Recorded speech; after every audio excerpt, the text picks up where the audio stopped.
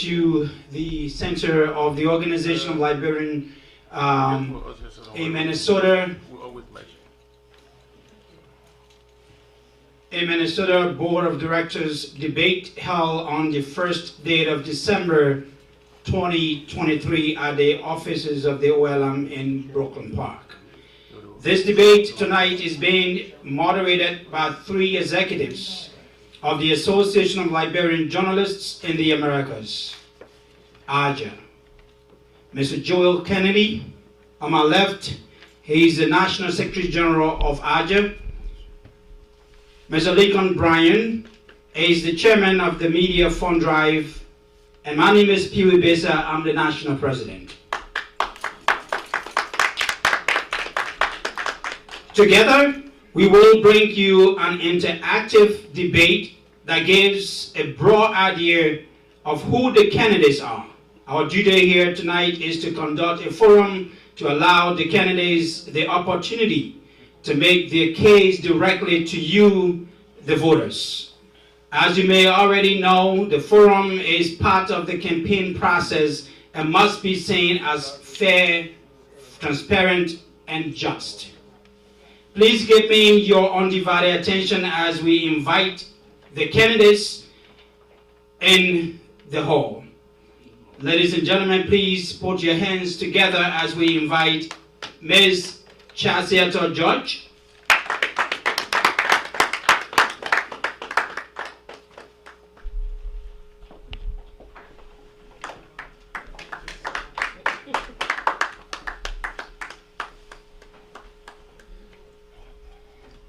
Mr. Mohammed Dukli.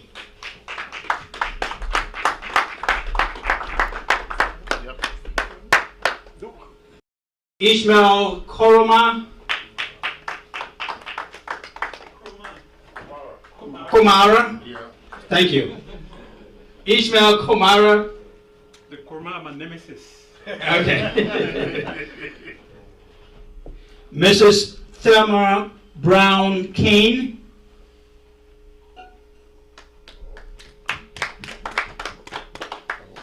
Mr. Ato Bia.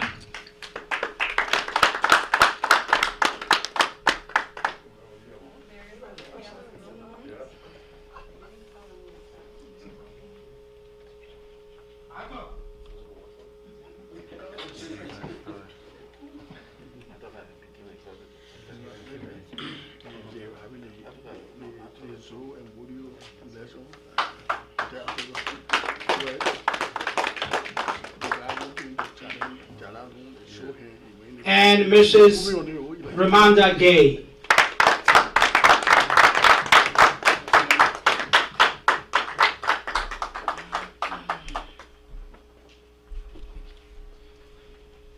This debate is about you, the voters, our community, our collective future. It is intended to reveal how these candidates understand the issues confronting our community and the competence and readiness they have to lead our community. Each candidate will put forward their vision as the best means to fulfilling our community's expectations. And your role as voters in this regard is to evaluate each candidate in terms of what they are about to do for our community. We have highlighted a couple of areas that we'll be focusing on: the candidate's background, the fiduciary responsibility, governance, community development, community engagement, outreach, and membership development. Candidates, just before you take your seat, I want to just read to you these rules that we've put together. Each candidate will be given 2 minutes opening statement, 2 minutes to answer a question. 1 minute shall be given to any candidate for a rebuttal. During the time of opening statements, we expect the audience and candidates to respect each other during this process. The Board of Directors debate is expected to last for 90 minutes. There shall be no booing during this debate. Cheering shall be done in a respectable manner. There shall be no personal attacks by the candidates. The moderators, us, shall quickly call to order you, any candidate who violates the rules of this debate. No candidate shall interrupt the other during the debate. We ask that all electronic devices be turned off or silenced during the debate. There should be no form of distraction from the candidates and the audience. If you would like a question repeated, please just ask. Also, do not feel that you have to use up the entire 2 minutes or the 1 minute you have for rebuttal. We expect the audience to give each of our speakers an opportunity to be heard. This is not a town hall debate. It's not a town hall meeting. So comments from the audience should be acceptable. The board of directors of this organization, you have a crucial role to play. We want to say thank you for joining us on this debate. You can please have your seat.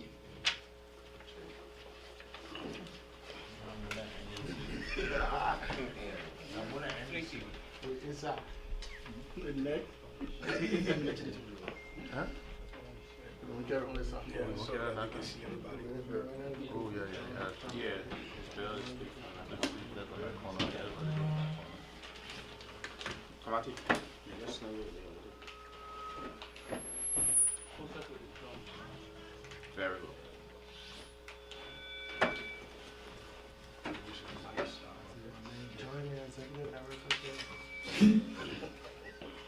No, they don't mark their own.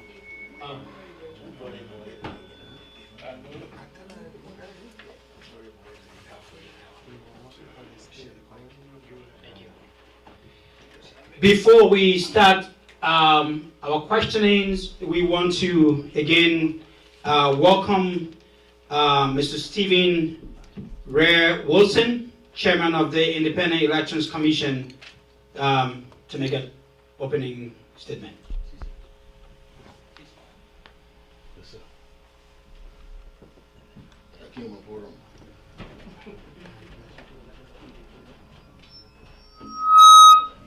Hey.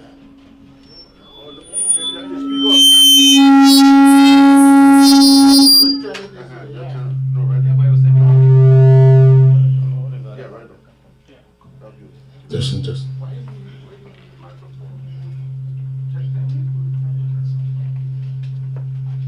Good evening, members of the Organization of Liberians in Minnesota, distinguished candidates, and our respected community.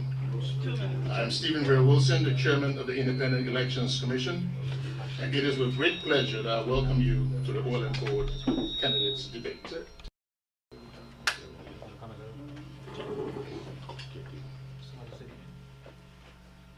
Or maybe a camera on our side. Thank you. Okay, good. Now the chairman, acting chairman,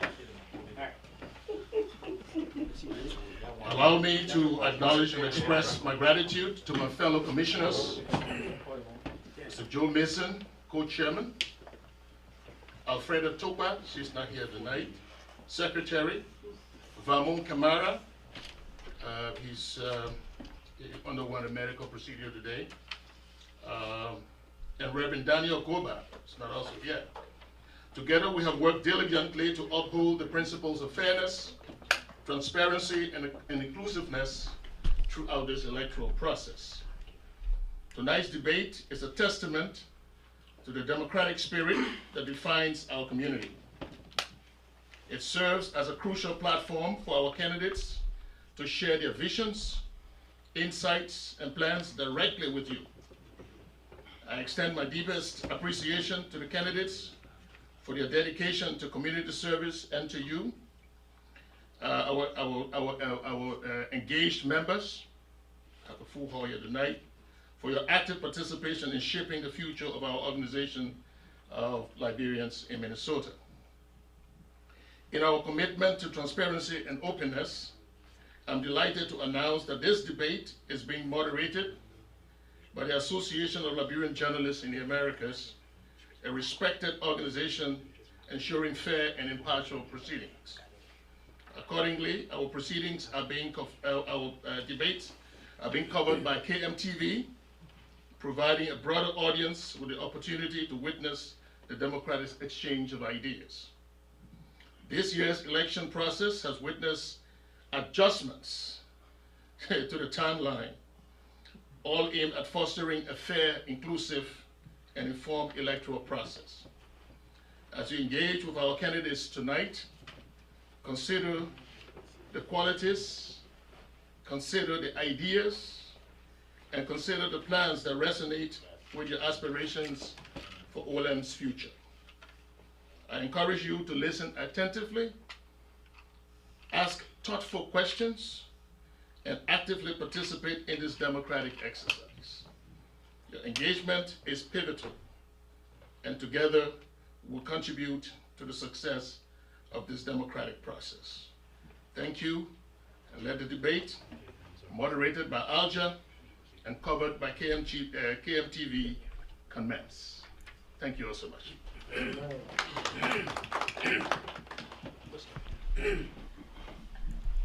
Thank you, Mr. Wilson. Let's hear our timekeeper.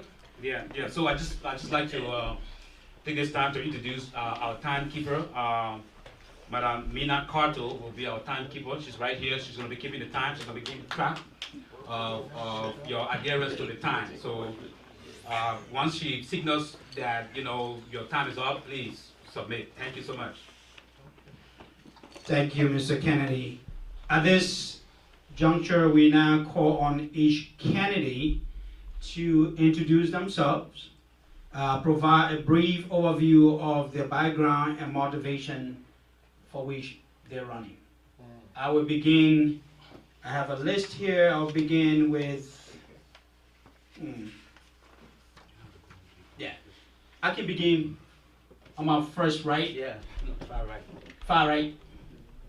What's the name? So that's how she's going to call her name. Yeah, she's going to call her name. That's a list. Okay, then I'll go my list. Ms. Gay, my apology. I will now begin with Ms. Chasetta George. She's not here? She's right here. Yes. Can you please introduce yourself, give us a little background about you and why you are running for this position? You can see me right there. My name is Jocelyn George. Yeah, you can come up here.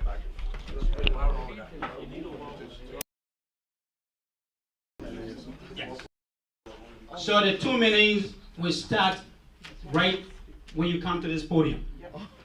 My name is Jocelyn George, and using 5 words to introduce myself: motivated, passionate, and I'm passionate, motivated, responsible, passionate, patient, and idealistic. I'm from Grand Bassa County. My background social worker, and I'm a social worker, and I love this setting. Actually, my reason for being here is, and I'll back it up, I'm an executive director for a nonprofit organization as well. It's called Mother Pathway to Healing, and I know a lot of you want to know why I want to be on the board, which is a good idea. In the past years, our kids have been dying gun violence as well, and drug and addiction. So Mother Pathway tie into me coming on this board to help locate grant and secure it as well, to help our communities to strive in a better direction.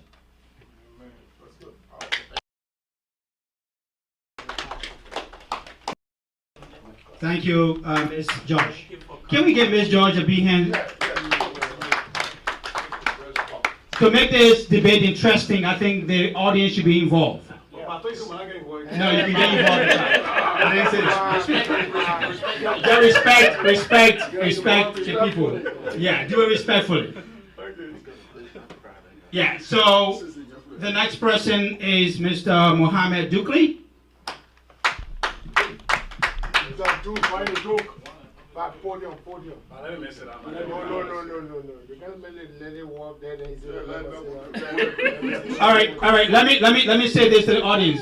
We are the moderator, and we will tell the candidates here what to do.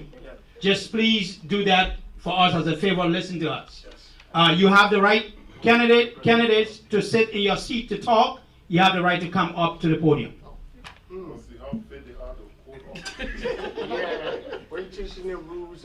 Dukli, go right ahead. Thank you, Mr. Sempan. Anyway, I'm Mohammed Dukli. Love to help people. That's my first passion about community service. And I love to give back to the community. With my possession, I have a master's degree in public policies from the Humphrey School of Public Affairs, University of Minnesota. This make me to help our community in writing grants, in networking with my colleagues from the Humphrey School.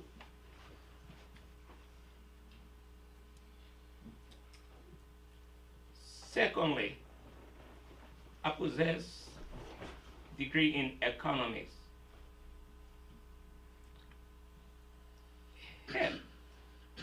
I help the organization to monitor the financial day-to-day affairs of the organization, because as fiduciary duty of me as a board of director.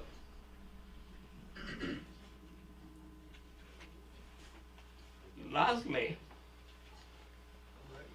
but not the least, I have vast experience in immigration. I have worked throughout the 50 states of America on immigration issue. And there is no doubt. Thank you, Mr. Dukli. Thank you, Mr. Dukli. Thank you, Mr. Dukli. We now go to Ishmael Komara. Good evening to you all, and good evening to those that are watching us. First of all, I want to thank you all for coming to this debate. I appreciate you coming to and listening to us. My name is Ishmael Kumara. I am a sitting board member and rerunning to continue in my role as a board member. I came to OLM 4 years ago when OLM was struggling. You can imagine OLM as an organization has been in existence since the 70s. And throughout this time, it's been really political to the extent that where our image have been really hampered to a greater extent. And part of my coming to OLM was to really come to help. And I feel like over the last few years that I've been on the board, there are a couple of things we've achieved. We achieved OLM we achieved a few things. One, removing OLM from a debt, boosting our nonprofit status, which we did, and giving OLM the credibility that it needs. There are still a few things left to be done. One goal here for us in continuing our role is to ensure that OLM as an organization is self-sufficient. The idea of an organization continuing to receive ration to survive is unacceptable, but I also believe that there are stages that we need to work towards, and we've achieved some of those. We need to continue that work to move the organization forward. So I'm looking forward to this debate. I'm looking forward to engaging my colleagues, and I'm certainly looking forward to the community being involved in OLM. Thank you. Thank you very much. Thank you very much.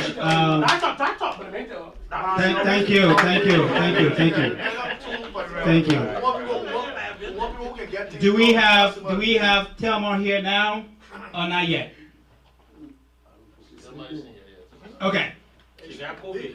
Okay, we move on. We now move on to Mr. Arthur Beer. My own chairman.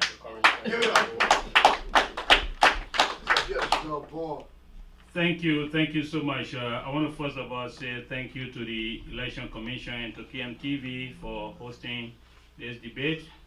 By way of introduction, my name is Arthur Bia. I am the current board chair. I want to, before I say anything I want to say, pay tribute to my mother, who left this world on October 8th.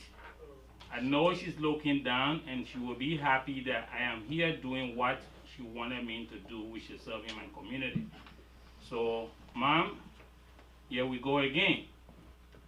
And I also want to say thank you to my wife, especially, who has given me the opportunity to continue to serve the community. I am on this board and I'm running for re-election because when we started this journey as a lieutenant to Chairman Barr, our goal was to take over them from being a political grouping to where we can make this a sustainable community organization that serves the needs of our community. We have started our process. It is not over yet. We want to finish it, and that's why I'm running for re-election, because the work is not yet done. While we have achieved some, there are still some things that needs to be done, and I appreciate the community for supporting us. Those of you that are here in person and those of you that are online, we want to say thank you for your support, but the work is not done. We need you to help us finish the work. Thank you. Thank you, Mr. Beer. This debate is about you, the voters. You're the chairman. We were asking indulgence to please just give the candidates the opportunity to be heard as much as they can be. Let's now call on Mrs. Ramanda Gay. Hello, everyone. While I may look new to some people, I'm not new to the community. I have been serving this community for over 20 years. I was UNICO Minnesota president for close to 9 years. I've been a businesswoman since I retired from UNICO since 2014. And the call, when I am called to duty, I show up. My strength and my ability to restore, advocate, and work with disability and work with our community has always shown itself. And when it got in my heart to come and join this committee to serve our community, I was happy to stand up and raise my hand, because when I feel like there's a need, that's what I do. So with that, restoration is this organization. We were in it from day one, and we served, and we were here. Our community, our children was in this hall with computer everywhere. Our elderly was here. We went and bussed them and brought them to activities, and we took them everywhere that they needed to go. That's what OLM was about. And that's what with me being elected on this board, that's what we're gonna bring back: restoration, advocacy, immigration, and all that. We're gonna bring all that back to what this community is deserving. That's what I'm talking about. Thank you, Mrs. Gay. I want to say thanks to the candidates for that introduction. Voters, you've met your candidates. It's now time for questioning. I will now ask my National Secretary General, Mr. Joey Kennedy, to ask the first question. Thank you so much. So my question is going directly to the current members of the board who are seeking re-election. What have you accomplished in your role as board members, that has positively impacted the Liberian community to the effect that you are seeking re-election to your current role? Yeah. Which one? Explain it. I can start. Yeah, sure. First of all, thank you for, I think it's a great question. People need to know. OLM as an organization started in 1973. OLM, sometime around 1978, 79, and I'm not quite sure yet, OLM became a registered organization in the state of Minnesota. Since that time, it was only in the late 2000, early 2000, that we got this hall, this particular hall we're sitting in. This hall, we got the hall through government money, $280,000 to be precise. That's all we got the hall for. When we got the hall, what happened is that we got the hall and incurred debt. That means they did a great job by forgetting the hall. When they got the hall, free of charge, government money, then we incurred debt. We had a lien on this property. We had a lien on the property. This property was almost taken away from us. Through the help of some board members, we were able to negotiate with the county to restore that process where we were able to pay that debt. In my time, in the last 4 years when we joined OLM, think about it, from 1973 up to 2000, that's many years. Within that short period of time, from that 4 years, since 2019, we were able to acquire that property, moving OLM from 20% ownership of this property to now 60% ownership of the property within that short span of time. That, to me, is important. When we got here, OLM was, think about it, OLM has zero credit in the nonprofit world, zero credit. That means nobody could make business with OLM. It was to an extent really bad. We were able to now help OLM through the first grant. I can put my hand up, help direct that grant through the city of Brooklyn Park. We wrote that grant. We got the first grant for $10,000. That began to open doors for us. If you remember during COVID time, we began to get more grant to give food to people. And over the last year, we removed OLM from $0 to $300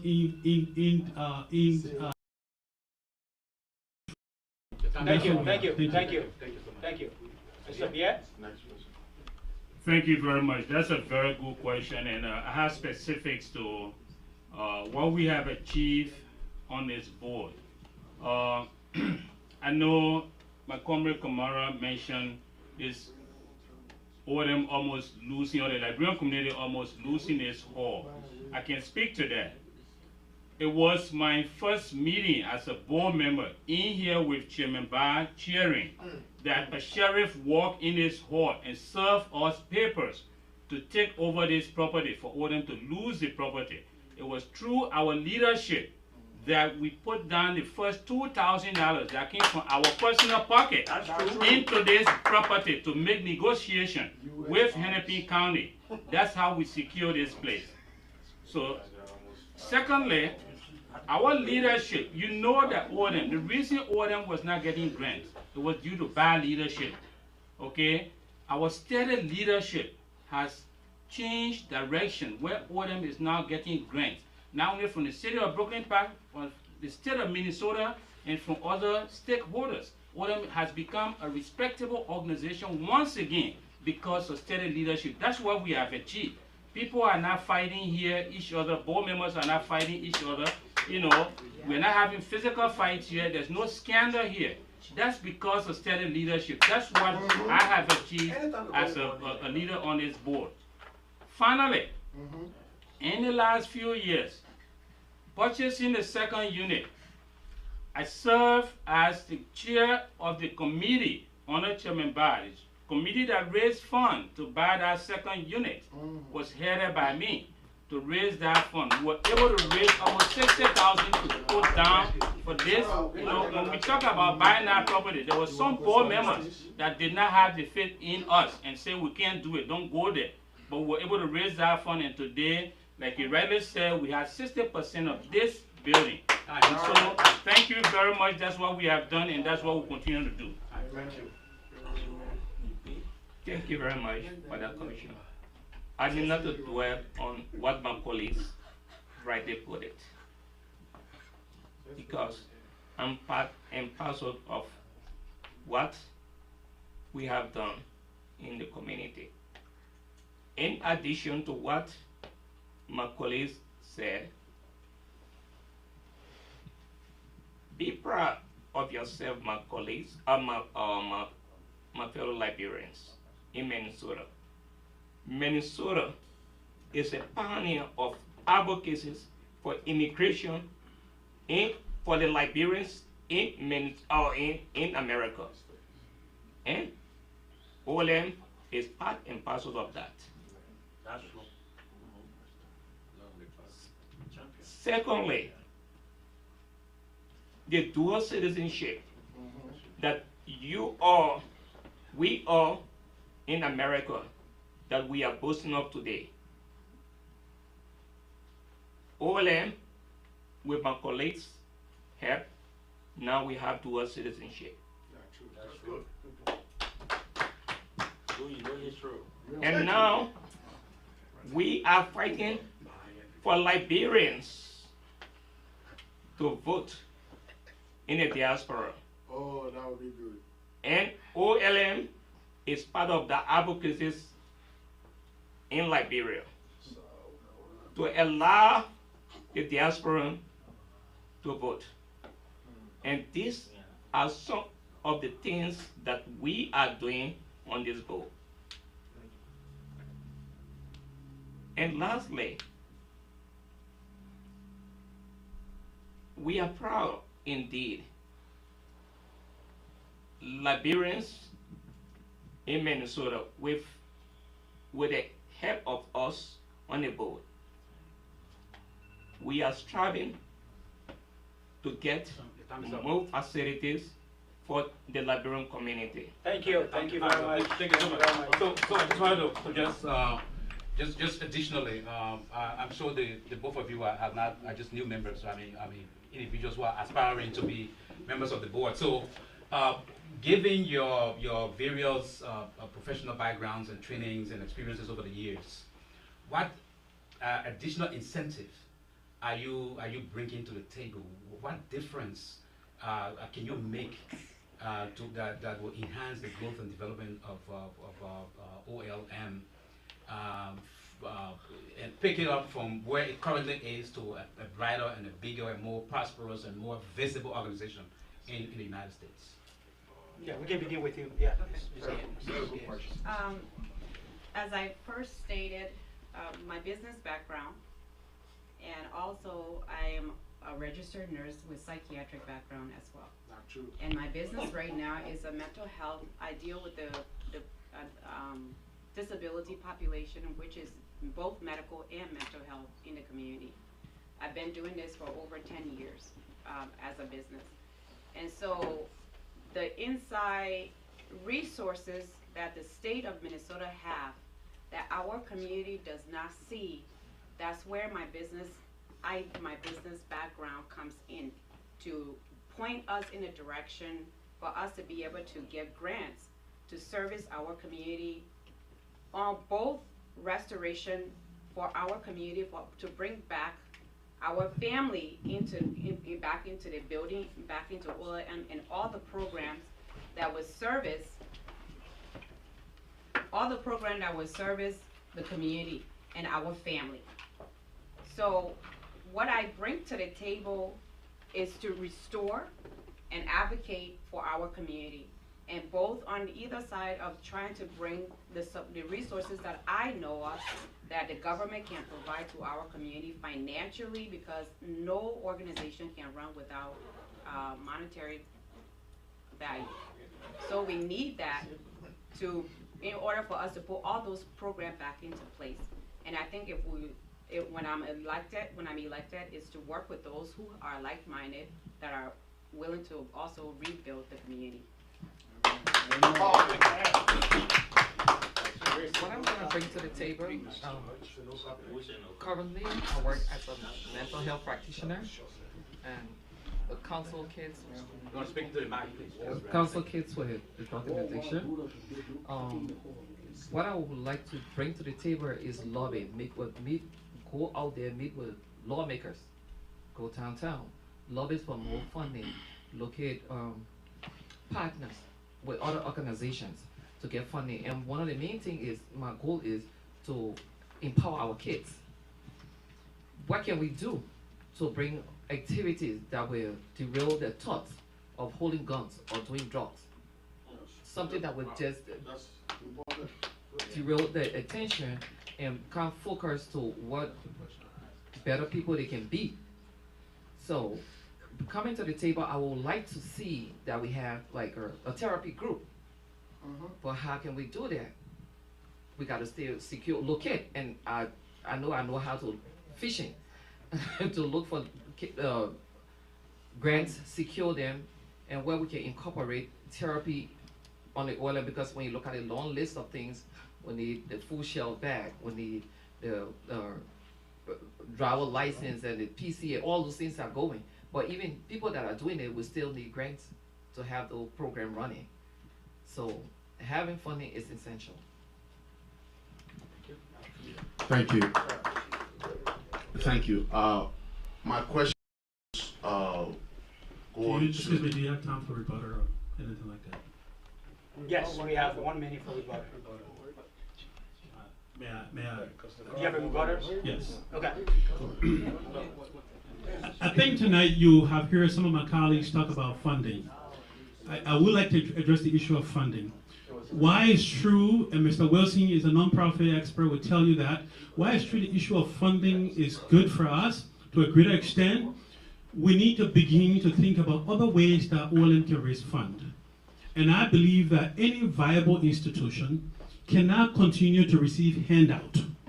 That's one of the reasons why we got that hall. In that hall, the next building down there, we funded it from OLM own money. Not only that we funded it, but the idea of getting that place was for OLM to begin to fund itself. We have now 10 offices in there. Just imagine, the idea of that was to generate money for OLM. Based on what we generate, we can then show that to our donor to say this is what we are doing. That is the idea, and that's the kind of thing we need, that's the kind of mindset we need to have. The idea that we have to continue to go to government and beg them, I fundamentally believe that the way we think about that need to change. So I just wanted to add a little context to this conversation. Thank you very much. Thank you. To the audience, just to give you a heads up, we will be asking you to ask questions, so please get your questions prepared as the moderator go through the questions. thank you very much. I was gonna make a We still have time for rebuttal? Sorry. So let's put the debate in context. So we've not. I don't think so the question was actually about what she brings to the table. So it's not an incentive for rebuttal. I think there will be a time that you will have the make rebuttal, because she was just trying to explain how she can help to raise resources for our organization. So if you want to add to it, I think we can take that 1 minute. That's what I was doing in another rebuttal. Okay, go ahead. Okay, I don't think she said anything wrong that needs rebuttal. What I wanted to say was that in addition to my colleague's statement about us funding OLM through leasing the offices we have there, I want to also add that is true, but OLM is one of the organizations that has not get its fair share from the state of Minnesota. Majority of us here are homeowners. Okay, we work for the state of Minnesota, we pay taxes. These taxes leads to budget surplus that gets given back to the community. There's a lot of organizations that are getting millions of dollars. So for me to go to the governor and say, hey, I pay taxes, I need part of that you are giving to other communities to come to the Liberian community, I don't think it's wrong. I think we need to step up to that too, instead of us taking everything from the Liberian community. Part of the taxes we are paying should also come to benefit us. Thank you. Okay, thank you. Thank you. Thank you. Please listen. Gentlemen, thank you for your. This debate is being carried live. Oh, okay. So there are people outside our community who are watching this, and I think proper demeanor will be necessary. What's a proper So that people- demeanor in a public forum, guys? Young man, If let's somebody is move speaking- ahead. Let's move ahead. This is a live event. That's not, yeah, you Please, just let's keep- move ahead. Be very conscious of the Thank time you. and listen to. So here's my question. I think if you are responding to this question, maybe you can speak to that. And the question goes to everybody on the stage there. I didn't hear clearly what are those strategies you have when it comes to fundraiser. I just heard people the fundraising is important. Maybe you can speak to that. But here's my question. As board members, you'll be involved with strategic planning and developing policy to help run the organization.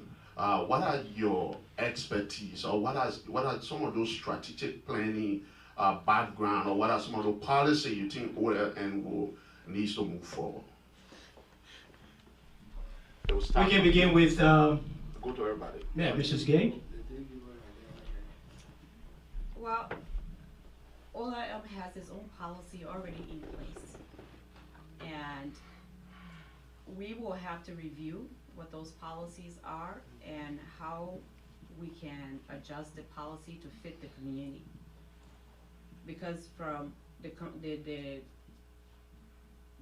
history and the current situation with OIM is not fitting the community. So the strategic plan that I would see for as my part is to come to the table and understand, get a better understanding of what their policies are. And invite the community, because OLM is for the community. OLM is not for 9 board members to be voting among themselves on what happens to the community. The community has to get back in the door like they were before. And bringing the people back in, that's what will make OLM more functionable than it is now. Thank you, Mrs. Gay. Let's go to Mr. Kumara. Yeah. First of all, I want to say it's very important for all elements of organization to have a strategic direction. You cannot have a strategic direction without having strategic goals. In my mind, over the years that I've been at OLM, I feel like we've been missing that. But here's what I think, what OLM need. OLM need 3 strategic directions. One is community engagement. If you look at our community, we are pretty fragmented. Our churches are fragmented, our mosques are fragmented, our people are fragmented. Bringing that together is empower our community. We have people voting for mayorship in Brooklyn Park, they can't even win because we're so fragmented. Tool that is so important in moving OLM to that next direction. Asset management and asset expansion is huge. Asset management, we need to manage our current property. We also need to expand our current property from being 60% owner to 100% owner, so that the resources, the money, every single day in Brooklyn Park, in Minnesota, Liberians are having some kind of program. Guess what? We are taking that money and spending it somewhere else. Imagine if that money were being spent here, we can manage our asset, we can expand our asset, we can empower ourselves. That is so important to the strategic direction of OLM. We need to begin to support each other through these processes, and that is why I think OLM needs. That cannot be done if you don't have steady leadership, if you don't have leadership that is focused and that has the intention to move the community forward intentionally. That is what we are missing. Thank you. Mr. Bia? Thank you very much, and I'll come back to that. Can we please give the candidate attention, listening? Gentlemen, can we please listen to the candidate? Go ahead. thank you. I want to get my time reset, if I may. Stop right now. Thank you.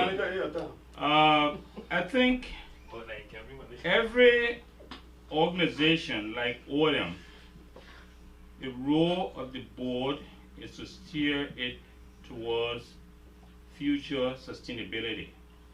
And how can we, as board members, what can we do in terms of strategically planning for making OLM sustainable? I see it from making the organization financially sustainable. We have grants that you hear in the community that OLM is getting grants, but these grants, we don't have operational funds. How do we get staff in here to operationally run these grants? That's our struggle, and that's where we need to focus, is making our financial or finding a financial solution for our operation. Okay, that will make us sustainable strategically. Number two, community empowerment. Like my colleague said, our community does not feel empowered. What can we do? We need to set goals. And for me, I see it as actionable step is to have a regular community engagement, town halls that are, regular, that brings the people together to get their input so that the board has resources from the community to use in terms of making decisions. The other one is our youth. There's no organization with future if you don't have the youth to take over the next generation of leadership. So if we cannot get our youth involved and engaged so that tomorrow when we are far gone, they will take over this organization, we are in trouble. So I think that is another strategic planning that we need to look at. Thank you. Thank you. Thank you, Mr. Pierre. Let's go to Mr. Dukley. Thank you very much for this discussion. Strategically, as a public policies maker, we as a Liberian need to build trust among the board as the press and then the community. Trust building should be our hallmark. If there's a trust building, the organizations of Liberians in Minnesota will be well welcome in all walks of those in the state of Minnesota. Before we come to the OLM, among ourselves, we not have trust for one another. But today, our community is graduated building trust for the OLM, because nowadays we are delivering services to the community. Whenever there's an issue in the state of Minnesota, the state of Minnesota look up to OLM to be the big brother in issues among us. So trust building is hallmark for one of my strategic planning for OLM. And we are doing this. And we will continue to build that trust so that among us we should raise more funds, and going out they should have that trust. Yes, OLM has done it. OLM yesterday is not OLM today. So strategically, we must build on that. Thank you, Mr. Dukley. Thank you, Mr. Dukley. We go on to Ms. George. Yeah, one of the things that I will bring or want to encourage and reach across the aisle to my colleagues that we can do, what I have seen is annually, or July 26th game, that's it. Or what else can we do? How many Liberian churches we got here? So we can even raise funds of going for church, of doing food sale. It don't have to be July 26th. We don't have to just wait annually to do just that. So it other things we can do if it is more, if it is like, I love Liberia, coffee mall, it come up, like winter time. Those are stuff that when I was in another organization, those are stuff we did to raise money to help the organization strive. Thank you, Ms. George. My question, next question. Will we be allowed to ask questions? Yes. In the future. Yes. Generally, you're talking too much. My question goes to the 5 candidates. One of the things we've realized in Minnesota is that our community need to have somebody at the seat of either county table or the state table. We see other community organizations flourishing in Minnesota because they have somebody at the seat of those tables. I want to know from the contesting board members who've been there before and those coming in, what have you done? What has been the problem that we've not able to generate somebody in a Liberian community with over 49,000 Liberians living in Minnesota to have somebody at the seat or at the head of the table, whether it's county or whether it's a state? What are you bringing to the table to help accomplish this as an organization? We can begin with Mrs. Gay. Excuse me, her name is Mrs. Sharpie, not Mrs. Gay. Mrs. Gay. Gay Sheppy. I'm dealing with the name I was given. So the name I was given, I hope I hit. I mean, if I did anything wrong to not call you Sharpie, I hope you had it on the list. We are actually, you know. Okay. Can we continue? Can we continue?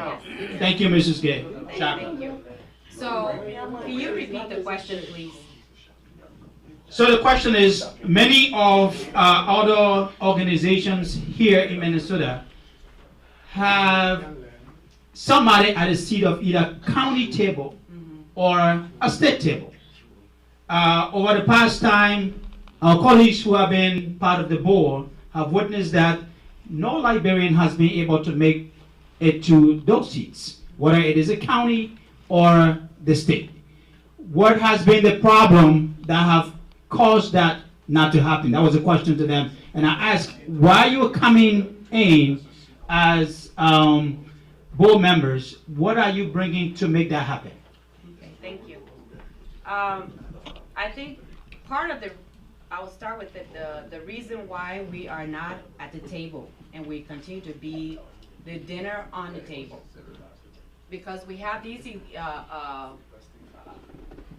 candidates that come into our community that would tell us all these good things and we will vote for them, and once they're in there, they don't look back to think about us again. The problem here is OLM has become centralized. We need to decentralize because people have moved away from the central area of Brooklyn Park, Brooklyn Center. That's not where we're at anymore. I live in St. Cloud, which is an hour away from here. We have people that live all around the states now. So bringing those people back, or establishing connection to wherever all its people are, and when it's time to vote, and when a seat become available for us to raise our hand to sit at the table, we need to bring the people back in. Thank you. And that's what we need to do for us to be able to go to that table and be a candidate, and for our people to come and vote us in. If we don't have that. So that's why we're not at the table. Thank you. Mr. Kumara? First of all, I want to say that some of the issues we've had in our community is we're too fragmented, which is what I know early on, I mentioned the strategic direction of OLM need to be three things. The last thing was service. I want to clarify that. We are too fragmented. And then not only we are fragmented as a people in our common disposition.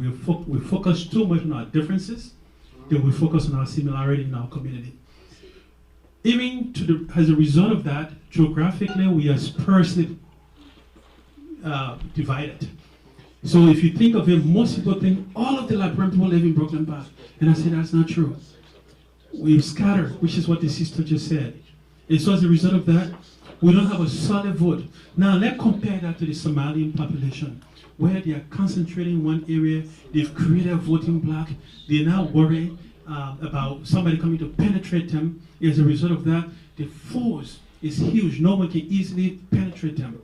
That is what's happening. Whereas Liberians, after myself, we're friends, we think that maybe coming together, we're focusing too much on our differences. As a result of that, there's too much backbiting, there's so much issues. Even in our churches that's supposed to be bringing people together, in our mosques that's supposed to be bringing people together, we find ourselves too fragmented. And that's why that one of the things that has to be OLM objective through making sure we have a firm strategic direction is find a way to galvanize us so that we can focus on the issues that bring us together and so that we can move our community forward. Because I know when we do that, there is power in our number, and we have to recognize that. Thank you. Thank you. Very good question. The problem we have as a community, I don't want to lay squarely as an ODM problem. Seriously. It is a problem in our community. Why I say it's not an ODM problem, because most Liberians will tell you they're not part of ODM. Okay? When you invite them, they say they're not part of ODM. They don't want to be part of ODM. And most of them will tell you what used to be their experience in the 90s. And I tell them, have you been to ODM lately? So this is a problem that we as board members, part of our strategic planning in community engagement, have to be able to convince the community to understand that you are fit, even if you are not actively a member of ODM, you are fit as a Liberian, as a diaspora community, is tied to ODM. So we need to ensure that these people understand how it affects them or how it will affect them, okay, in their day-to-day life. How can we change that dynamics, community engagement, and we can also establish a 501c4, because ODM is a non-profit, non-political organization by statute. By our establishment, we cannot directly engage in political activity, but we can organize the community where they can have an organization that would take care of the political side of things. Recently, my colleagues Goya and myself have started a conversation talking to people in the community how we can come together so that we don't wait for election cycle to start looking for candidates, that we can start talking to people and grooming candidates so that election time don't come and John Paul show up. That's how we can get it done. Thank you. Thank you. Bring the Constitution. You know the Constitution. The Honorable Chairman. Anyway, I need not to do what my colleague, my chairman, already put it about our status. But however, Mr. Moderator, I would love to digress. Presently, we have Liberia on the table. In Febo, there's a Liberian at the city council. There's a Liberian who is a city council member in Febo. 2, Minnesota Council for Blight. We have our brother who was once executive director of OLEG Window. He's serving as the deputy board of director for Minnesota Council of Churches. Minnesota Council of Blight. So we have Liberians on the table. What I will bring to you, to our audience today, is that we need more Liberians on the table. In a sense that in order to bring more Liberians on the table, OLM need to change her status as NGO. Now, our people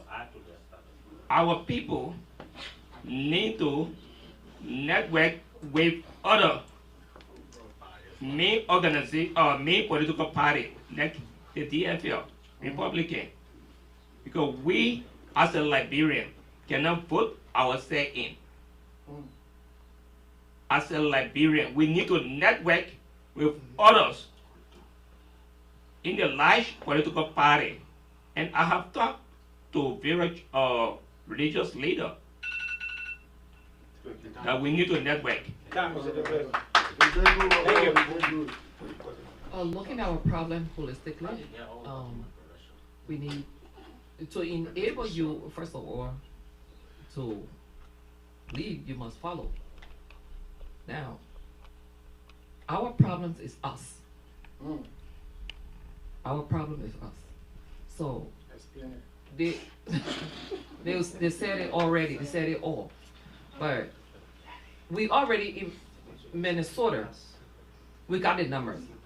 It's just that when it comes down to, we don't put away our personal differences. If we have Ishmael or Duke running, we say, "Oh, I just can't do that." So it takes the community. It's a lot of work. It can be done. Can it be done? Yes, it can be done, but it's a lot of work to be done to be able to come together, because then it will be difficult for anyone to invade us. Thank you. Thank you, Ms. George. Just a quick follow-up to you guys have talked about, what has been the problem, what you intend to bring to the table. The major issue, looking at our Liberian community, somebody say is fragmented. Absolutely true. The key question is, what are we doing as a community to come together? What are those strategies? What are those plans are you bringing to the table to help bridge that fragmentation between whether it is somebody in Brooklyn Park or somebody in Brooklyn Center or somebody in St. Cloud? What are you bringing to the table to make sure that we can be, again, I remember a couple of years ago, we were represented at the table. We had a mayor, we had other people at the table. What are we doing moving forward to do that? Mrs. Thank you, Chevy. But thank you again for the question. I wanted to. So just before you answer, everybody does not have to answer. If you have an answer, you can raise your hand and then you can answer. But you don't have to answer, the question as desired. Can I get my time restarted? Yeah, go ahead. Yeah, sure. Okay. That time starts right now. Thank you. So, back to what we can do to come to be at the table. We can, just because you're a Liberian doesn't mean you should be elected. Absolutely true. Okay? You have to come with the expertise. You have to come with the experience. You can't come up to us and say you're going to serve our community, but then when you get in there, you don't serve us. How is it that we are going to elect you again when you don't have the benefit of the community at heart when you go in when we elect you? So we need to find that the people that are in the community that want to serve, that we can elevate to be able to get into these seats. We need a senator from Liberia, because if we are 49,000 in this state, we sure can elect a representative in the House, a senator. All these counties, we can have somebody on the board to speak for our children that are in the school. Majority of the schools don't have people that understand the culture where we come from. Different cultures is pushed down our children's throat. Family having issues. There's nobody there to represent that family because we have to live by their culture. So finding in the community who we can elevate, that's already within us to elevate, we can do that. So that's what we need to do. Thank you, thank you. And I would like to go off what she said. It's true. We got to find, before we elevate someone, we got to know your qualification. We got to know your expertise. Sometimes people mostly care about the position than the job being done. So they come with all the good ideas. When you get them there, the job is not done. So there's a thin and fine line right there of saying versus do. Because today, like in social work, what they do now, it has to do with a culture line. Because you won't be comfortable talking to another person when they don't know your background, they don't know how you feel. So today, in today's work, they try to pay you. If you're black and you're looking for like services, they try to pay you up. So we hope we can see more of that. Thank you. Thank you, thank you. Do we have any candidate that want to respond to that question? Otherwise, Dukley? Yes.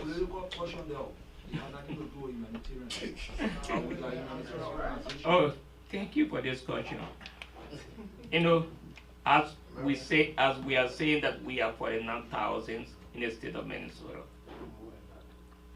First of all, we are immigrants in the state of Minnesota. We should take into consideration how many of us are U.S. citizens that are eligible to vote. That's the first thing we should look into consideration. And lastly, we have the problem. We have the 49,000. Are all the 49,000 voting? No. And the candidates that are running for this position, are they networking with other communities? That's another problem. And the candidates that are running, are they in touch with our own community? These are questions that we need to answer before running for public office in the state of Minnesota. Political tool. Thank you. Thank you, Dukli. Kamara? Yeah. First of all, you cannot talk about the problem that we have in our community without understanding the problem. We talk about the problem, we know the problem. The solution to the problem is not voting for people, like Ms. Shepard said, because a person is a Liberian. We have to do it based on our common interests.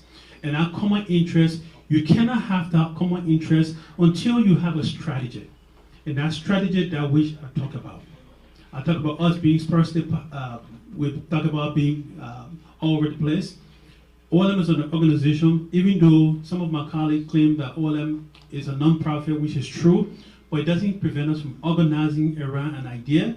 And I think what I would support as a board member is, over the last 4 years, we have not had a strategist meeting. Maybe we need to have one to set that strategic direction that would guide us in bringing solution to some of the issues that have been identified by us as a community, so that we can begin to address those collectively, not just from a board standpoint, but from a community standpoint, so that we can have a community-driven solution towards some of the issues that we together identify as an issue that is affecting us from being represented in different elected positions. Thank you, Mr. Kumara. Mr. Dukli, just before we come to you, we'll move to the next question. No, I have not spoken on this. I understand that. We will not have everybody speak to the question, so we'll go to the next question. Sir, you said people can speak to it if they wanted to, right? Okay, we'll give you 30 seconds. Okay, I will take the 30 seconds. What I really wanted to say was to clarify what my colleague said. What I said here was not that OLM cannot do something about politics. I offer a solution where, based on our 501c3 status, we can establish a 501c4 that will deals with the political activities. So that does not mean we cannot be involved in the politics, but we have to do it legally. And that was my position. I want that to be clear. Thank you. Thank you, Mr. Pierre. All right, so so after him, then So how many times? We're going up to 10 o'clock, so you still got time for the audience. All right, so mine is to you, Sister Judge, right? Yeah, Sister Judge. So in your thesis statement, you intimated that you have got some experience in lobbying for funding for organizations. I just want to come back to that. What is the specific record you have towards that, and how have you been able to do that, and how can you harness your expertise in raising funding or resources for the organization? And then to other members of the organization, of the panel, you've also spoken about the fragmented nature of the Liberian community in Minnesota. How the unity is there's a depth of unity amongst us as an organization, as an umbrella organization of Liberians in the state of Minnesota. What specific programs, projects, policies are you going to formulate if you are elected board of commissioners or board of directors actually of the organization to try to extend the tentacles of the organization across Minnesota, to reach out to people and bring them over? Because you were talking about 49,000 or more citizens in the Liberians here. How do you intend, what programs do you intend to formulate in order to attract these people to the organization and to enhance the image of OLM across the Liberian community? So let's start with you. And then Yeah, we can I was part of the African, calling their work African Healing Services, and we had to lobby for grants. And what I did was, I was part of 3 other persons who were making calls, reaching out to lawmakers. And that fund, it was like 150,000 that was geared towards mental health. And it just took a lot of lobbying, but we had people that wrote the grant. We take another set of skills, and they had that use, I believe, and that's what it is, use specific terminology that you put in that grant that give you that much money, and the money, like I said, it was 150,000. That was geared towards mental health, but it took a lot of lobbying, a lot of phone calls. That's how we got the money secured.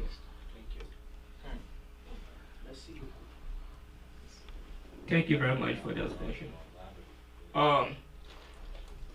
Being on the board, my colleague Atobia and I went to Rochester to network with other Liberian community in Rochester, so that we all should speak with one voice wherever we are. And that led to that Liberian that I earlier talked about, that he's serving on the council of, he's serving on Fairbowl Council right now. He was motivated and he went for it and he got it. That's one.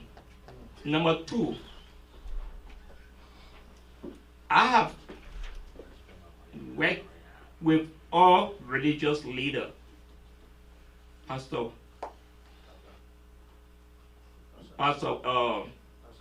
Collins, Tabla, and Imam Tukle, that we need to rethink how best we can win public service in Minnesota. We need to network. We are Liberians. We have tried as an independent. We can't make it. Our brother, who was on the city council in the state in Brooklyn Pike, he won as a Democrat. When he went as independent, no way. So networking is very, very necessary for us also, because other community will vote for you, not only Liberians. Thank you. Thank you. Can you please repeat your question? So the question was about everybody spoke about the fragmented nature of the Liberian community in Minnesota. What do you intend to do if elected to spread the tentacles of the organization across Liberian communities so that you can have that visibility across the sector? Thank you very much. I think Comrade Duke alluded to it, and I want to say that we need to do more of outreach. Like he said, we were able to work with a group of Liberians in actually Austin, Minnesota was the place, and they have a Liberian organization there now. But that fell off our radar. We were able to have a meeting of ODM in St. Paul. That was one time. So that question makes me to say that we need to do more of that. where ODM is having a town hall in cities. Like a lot of Liberians are moving to Ramsey. Maybe we can have a meeting in Ramsey, okay? Instead of just everybody being expected to come here. We can have a meeting in Plymouth, in Crystal. You know, these places to make sure that people that are not able to drive here, we can go to them. I think that's a strategy that can get ODM extended to these people, and they can see values in being part of ODM again, and when ODM talk, they will listen. We used to have food distribution here. Maybe those distributions can be done in St. Paul, you know, sometimes so that it is not always an ODM office. And I think that's how we can extend our tentacles to these different communities. In 2019, when I came to the board of OLM, we have many issues. One thing we started to do through the help of Mr. Chamaba, we began to engage religious leaders. We had a series of meetings here to diffuse some of the tension that were in the community, then COVID hit. That kind of went with, I think there is a need to reenact that, to engage all of our pastors, all of our imams. And I think, if you ask me, I think here's the strategy, is to not necessarily use OLM to work in isolation, but is to begin to identify other Liberians organizations that are making impact and to begin to align with them, because OLM cannot do everything. We have to work together. The second strategy would be looking at perhaps having coordinators in dense, in populated areas that have Liberians that can then feed right back into the ED office. And those can be from the executive standpoint, those can be people who represent the executive in various locales to feed back into the ED office here. And as my colleague said, perhaps all the meeting that we have behind closed doors needs to be open to the public so that people can begin to see some of the work we do. We have board meetings that are sometimes done behind the door. My feeling is that all of our board meetings should be public, should be open to the public, so that people can begin to see the work we do and they can begin to identify themselves through the work and the conversation we're having behind the door. Thank you. Thank you for the answer. And my question has to do with your own qualities and experiences that you have. That will go to saying that what makes you different, or what makes you different from other candidates for which you should be elected as board member. And then another one is you talk about community outreach, and those are beautiful strategies. But what I want to know is, do we have, as OLM, do we have a directorate of Liberians in Minnesota? If not, what can be done to have that? It just go to everybody. You can just answer. I'll start from the middle. I would take that. I don't need, do everybody have to answer? No. Yeah.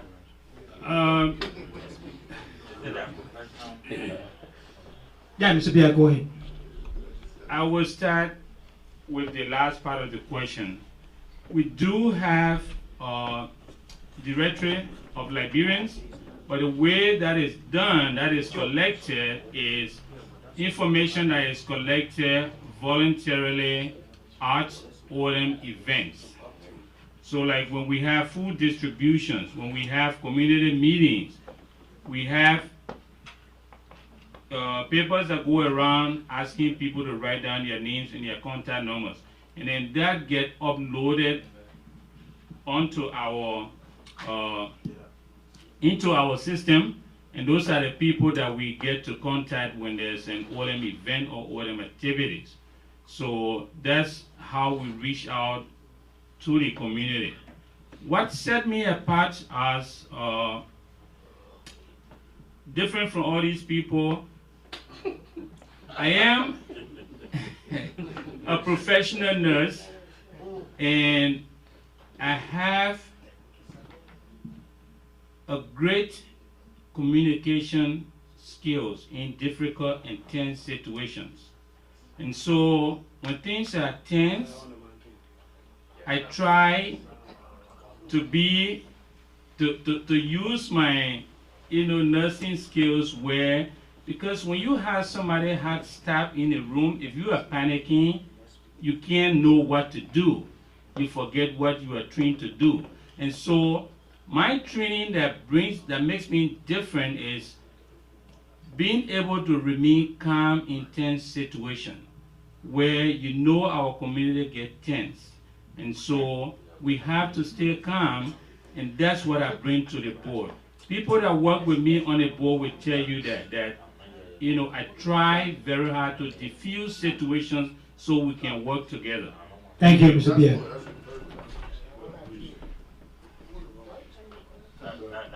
Can I go? Yes. All right. I'm going to start with what sets me apart from everyone else. It's not because I'm a nurse. It's not because I'm a doctor. It's not because I'm a professor. It's simply because I understand the issues that is affecting our community. One, I understand the issue that is affecting our community.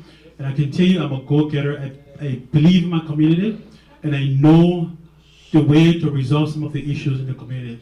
Over the last year that I've been on OLM board, the first year, we were able to raise money and have one of the best July 26th in this community and brought our people together.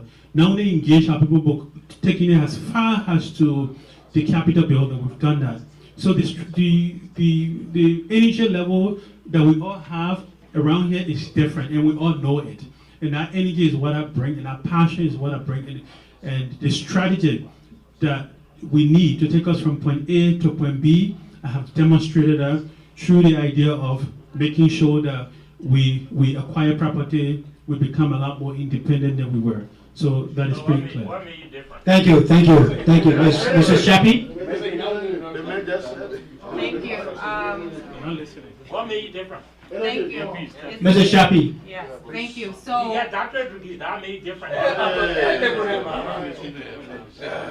so again, I would like my time to be started. Yes. The time starts right now. So, to your question, your first question was, how can we, I think one of the board member had touched on it. The directories. The directory, correct. So from my previous leadership, what we did was, we did not wait for people to sign anything. Everybody knows somebody. So we gather number from each people that you know that you may think will want for us to reach out to them. We ask them if they could ask for us to have their number. You start a conversation in the community. You start a conversation with somebody. You call them. If they want to talk to you, when they know who you are, they will take the time to express themselves to you, whether good or bad. So once you have those people number on board, you continue to communicate with those people. You don't wait for an event. You don't wait for anything, to raise funds before you call me. Oh, you want to call me for money? You want to call me when you know that you need my help? That's not what we do. We need to send out communication like a weekly report, community report of what's happening, and that used to happen. It used to happen. The community used to send out updates on what's happening in the community to every members, to every citizen in the community, in the Liberian community. And we used to have that. It was very easy for people to be able to say, oh, yeah, I saw your letter, or I saw your email. Now it's text, now it's, it's messages. It's easy, it's social media. It's not hard to reach out to people when you know they're on social media. That's where everybody is. We shouldn't wait. And what set me apart is because I am a doer. I don't like to talk a lot. I go in, I see what needs to be done. I reach out to those people, and I try to be understanding of other people's feelings. Thank you. Thank you.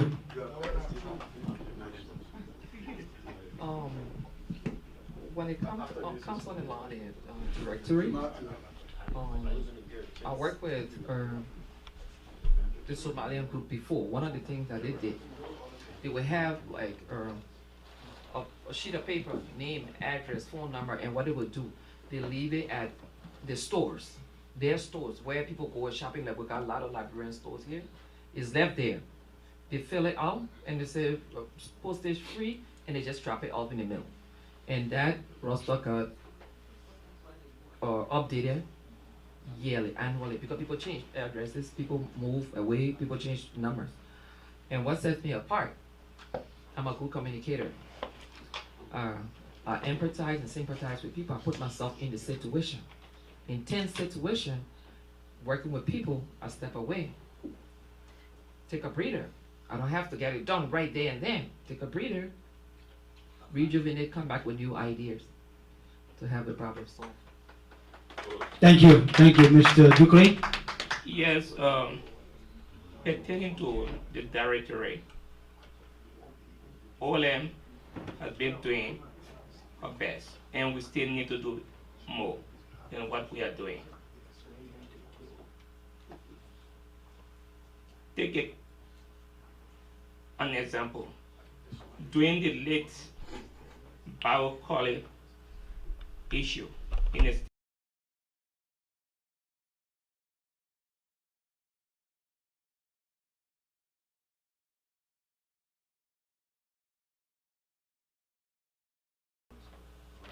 came together to support the late Bowie calling. And I did that at the background. The pastors were at the front. That's who I am. Now, what set me apart from all these people, all my colleagues that are vying for this position?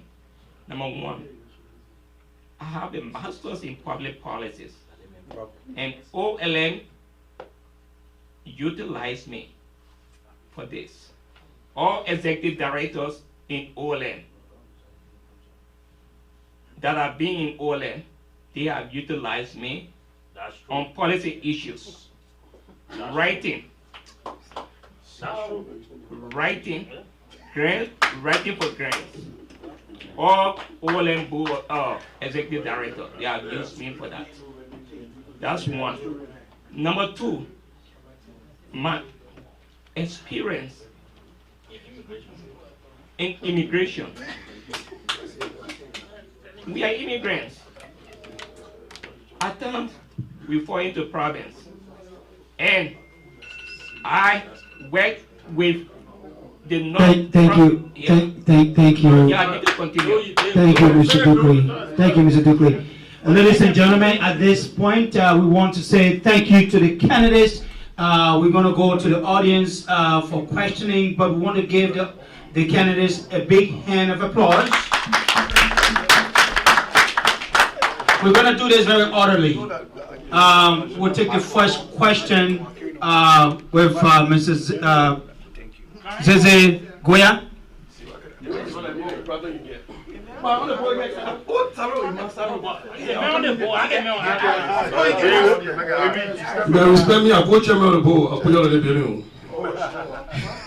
Okay, well, first thing first, I want to say thank you all for stepping up. We know it's a tough job to step up for your community, so my hat's off to you all. I have a question for all of you. There's been a lot of lofty things said here. OLM has a constitution.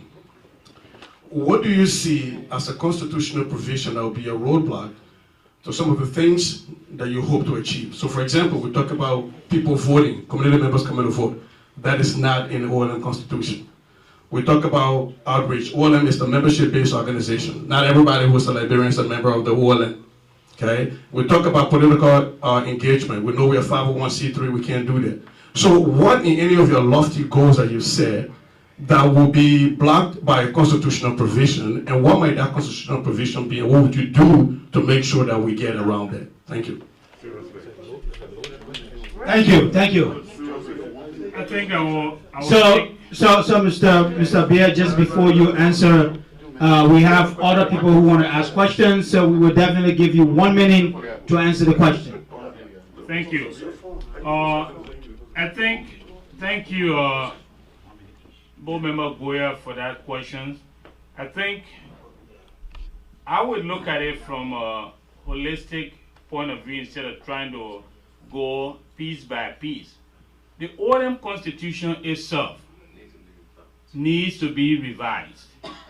And I can assure you that this next board, if I'm elected on this board to be on the next board, that document needs revision. And it is a document that has been the source of most of OLM problems, if not the source. And so we need to revise that constitution to make sure that the constitution that was written in the 70s cannot address problems that we have in 2000. And so thank you. That's how I look at it. Thank you. Anybody want to answer the question? I think the way it used to be with the Constitution only being with the NGO, the 501(c)(3), but only the members can vote or vote among themselves. That needs to, like he said, that needs to change. The community used to come in and vote you in.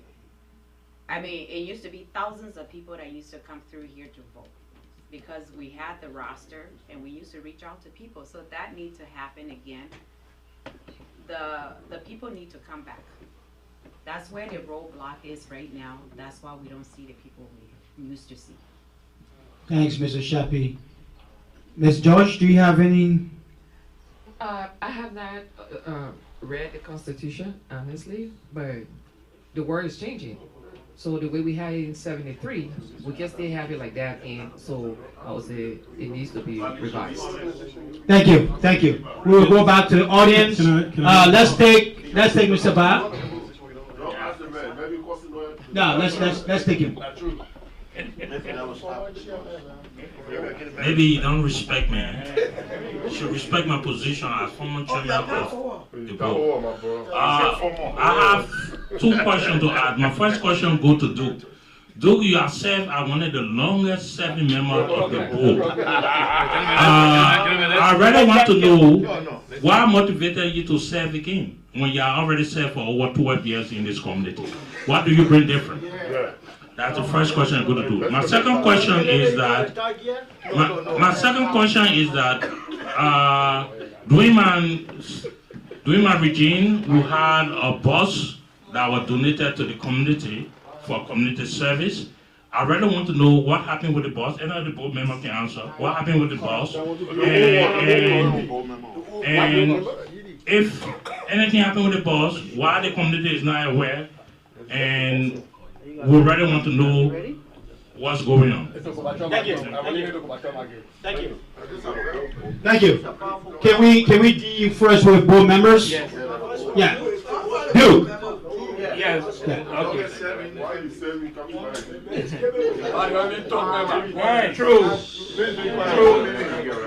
True that I have served. Can we listen to Duke, please?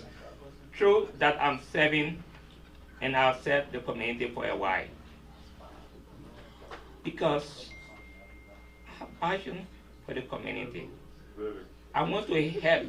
I want to give back to the community still. And then my services at OLM Board of Directors, as both in OLM Board of Directors, I have helped a lot of Liberians to change their status on immigration issues. That's true. Number two, where we are today, when we came on the board, OLM was under 0 degree. There was no light. Today, we are sitting here today with light.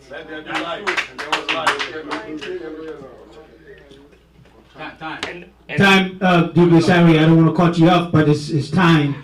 Let's go to Kumara.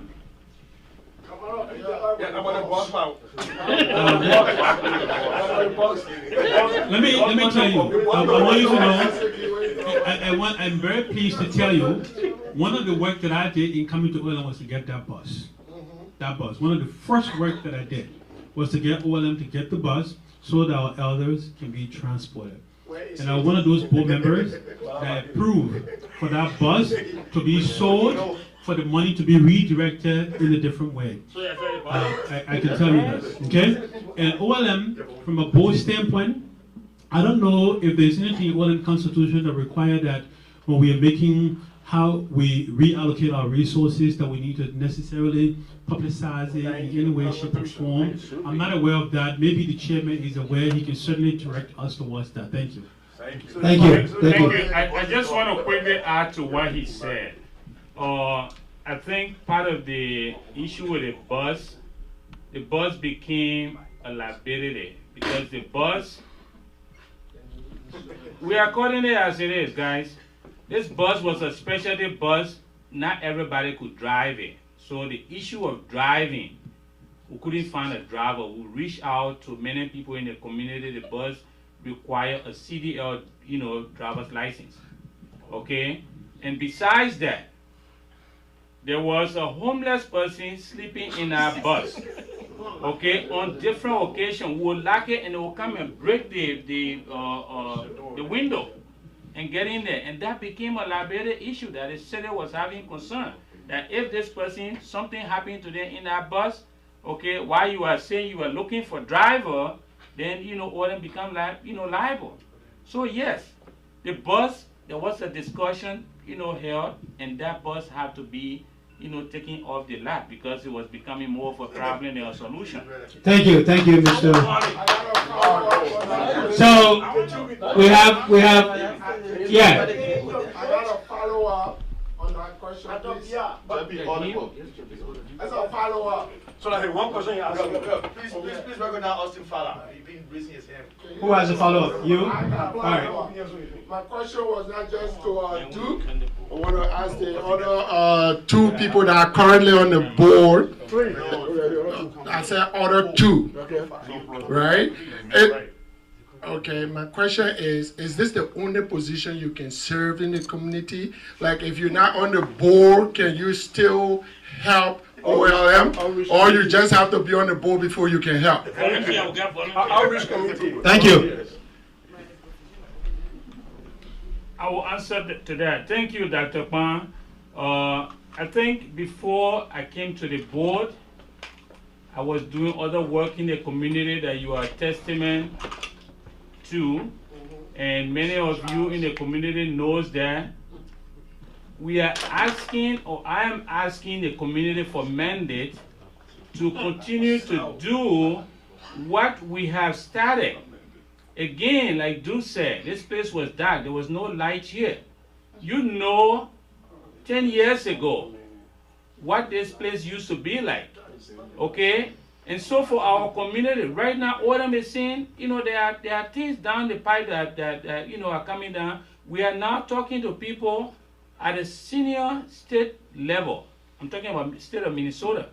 Okay? We are working with people in our local government, in our state government, and those things, those are things that we have connection to, you have network with that, can get lost, with you not being on the board. And so we want to finish that. Thank you, Mr. Bia. Thank you very much.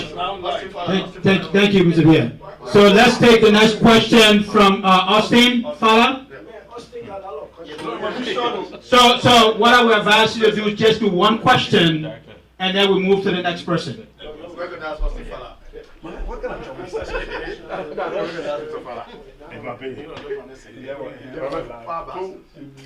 Thank you, Mr. Moderator. And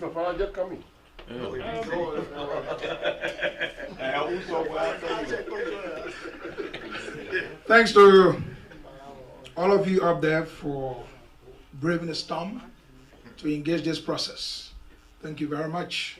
You are amongst some of the most qualified based on what you told us. So we'll take you for who you are. Now,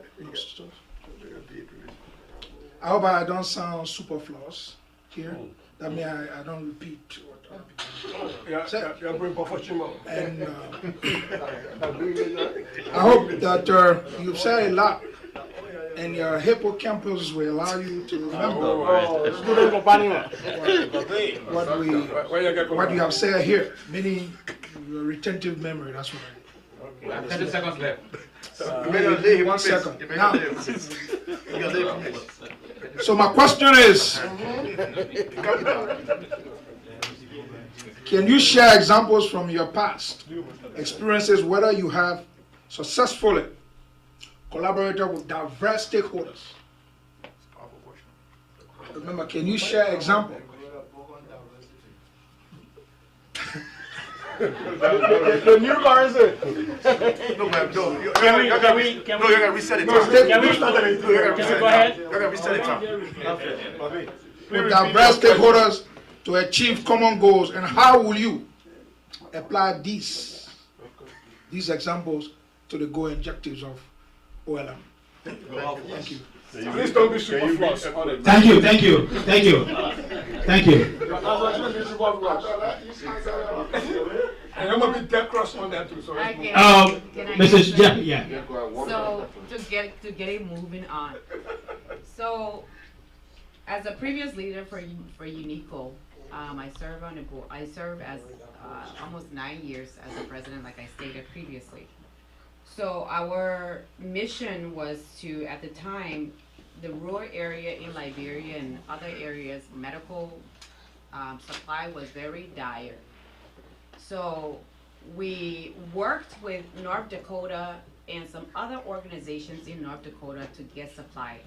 We were able to get over $500,000 worth of medical supply, which we flew from here to Liberia. And those supplies, including computers and some other educational supply, were distributed to the rural area and hospitals in Liberia. Now, bringing that experience and many other experience that I have had, or working with diverse group, is to work with the community to find where the needs are. Our community it's our community that tells us what they need. Mrs. Shelby, thank you so much. Thank you. I think the question Mr. Fowler asked is that if we work with diverse group, yes, we have. I have worked with diverse group. I want you to know, even just the DED passage that happened require us to work with diverse group. So as members of the board, we've already done some of that work, and that's what led to the DED passage. We work across with the Jewish community, work across with different community to help support that.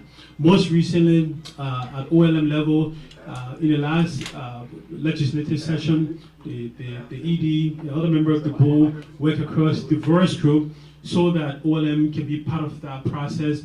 We didn't make it this time around, but we intend to re-engage that process in the next legislative session. Hopefully we can get what we want through that session. So that's something that we've already been doing. Thank you very much. Anybody has any answer? So let's move on to the audience. So let's take what's her name? So listen. So we will take what's her name? Bama. From Bama we'll go up to Imam Dukri. Thank you. Don't tell the man a recommendation. Thank you very much. I want to ask another question. I have a question. Yeah, thank you very much. You know, I just have for the guys who have been serving on this board, you know, I just want to give this observation for now. This is a debate, but it almost doesn't look like a debate to me because they're not going at each other's throat. I expected these two young ladies to go after these guys that have already served, but that didn't happen. Maybe it's going to happen because it's not even 10 o'clock. No, they put on the rules. But No, we didn't say that. no, We did not say that. there should have been, because for the two of you, you just coming in. Are you supposed to challenge these guys on their record? Can you ask your But question, you didn't please? do that. Or can you go to the question? I said I was going to make an observation first, sir. So, Yeah, but I want to get so it doesn't matter to me. Give me, I get 10 seconds. But, I want to know, Mr. Dukle, Mr. Kumara, Brother Bia, like somebody already said, you guys have been serving on this board. When was the last time you revised the constitution of the OLM? If it was 10 years ago, if it was 12 years ago, why do you think it has to be amended now? Why? Thank you. So just to give you clarity, the Constitution was what the first Constitution was 1972. So just for us to be aware, the Constitution is stay what we have. Go ahead.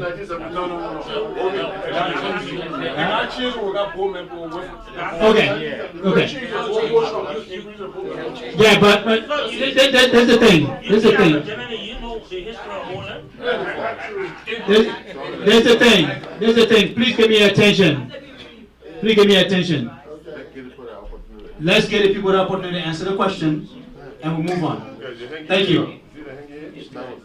First of all, I want you to know OLM Constitution has been revised. OLM used to be, we used to have a president. A couple of years ago, it got changed for us to be focusing on more non-profit issues, and so that revision was made.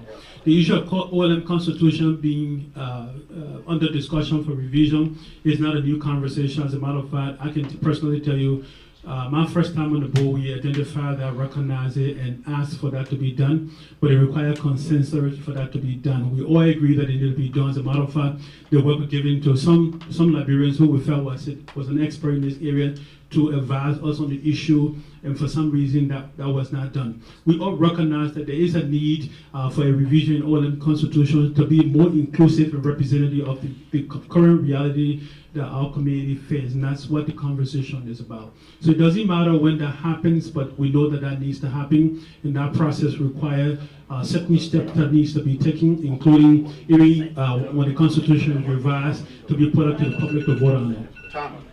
Thank you. Thank you. Thank you very much. Yeah. So before we go to the next question, before we go to the next question, I just wanted to make an observation. So when we got this task of moderating, I went onto your website and I was going through it. There's a lot of errors, grammatical errors on the website of OLM, and I hope that after the election, you guys can look at it and try to, you guys got PhDs and a lot of educated people, and it represents us, Liberians. There's a lot of grammatical errors. You guys need to correct. Further to Ajay to do for us. Yeah, but you think about that. Thank you. That's good observation. That's an executive. That's the Imam. After Imam, I just have a quick observation. And then, thank you so much. Thank you, ladies and gentlemen. My question is, do you have OLM? OLM will say you operating budget. If yes, how much is that? And secondly, do you pay your staff? And lastly, all of you talk about strategic fundraising goals. Do you also think about expanding your funding sources? Because not just grants, are there other things that you're thinking about that you can do to bring money into this building? Thank you. I don't think it's a that.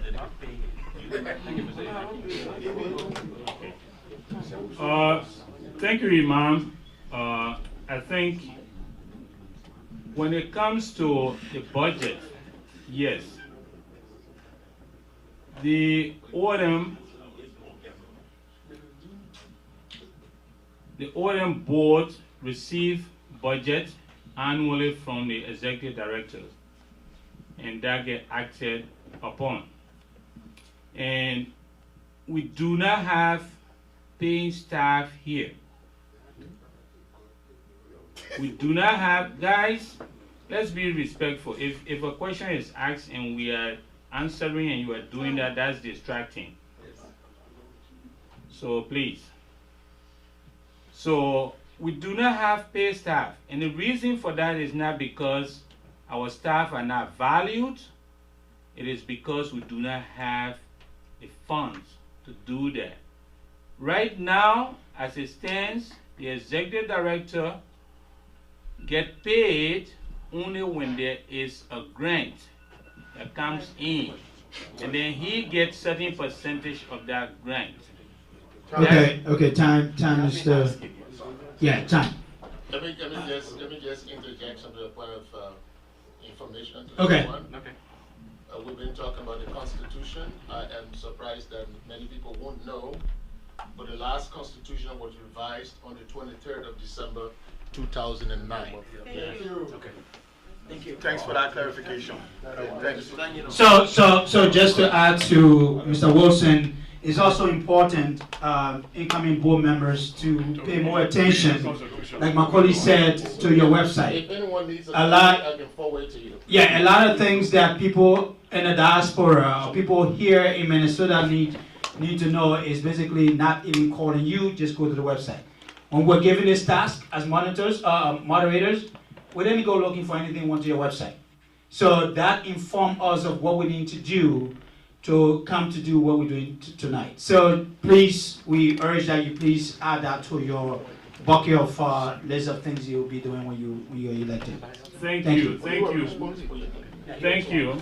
Before Ishmael responds, Mr. Pierre, your time came out. It was my time came out, and that's where I want to make the comment, because when we get distracted by the audience, you guys need to take that into consideration. That's what I just want to say. When we get disrupted in the middle, you still need to take that into consideration and give us additional time. Thank you. Thank you very much. Thank you. You're right. Thank you. I think that's the clear difference between me and some of my colleagues, right? Some of my colleagues believe that everything should be about grant. And I say grant is good. We need grant. I am not dismissing the idea of grant, but I'm also looking at ideas that can make OLM much more viable, where our executive director can be paid, where we can have two pay staff.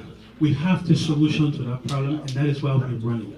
We are saying we purchase these halls, expand our access, expand our asset, is what I meant to say. Expand our asset, utilize our asset to raise funds, to pay our staff, so that they can be empowered to do work for the community to get more grant. I want to take this time to thank Kamati.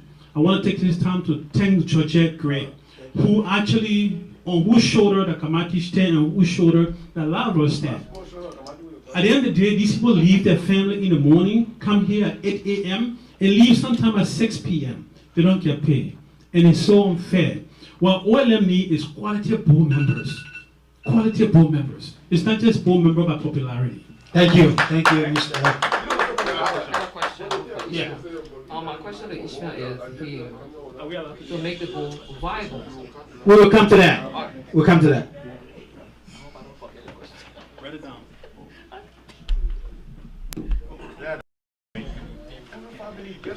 Thank you very much. Thank you. Thanks to the organizer. This is a beautiful thing. Hope things that they be going on in our community. We appreciate you guys to be here today. But I have two questions. One have to do with if elected as board member, what would be your approach when it comes to providing financial oversight? Secondly, if elected, what would be your approach on serving on most of the community that have to do with finance? Good. Thank you very much. Thank you. Anybody want to go first? I can go. Okay.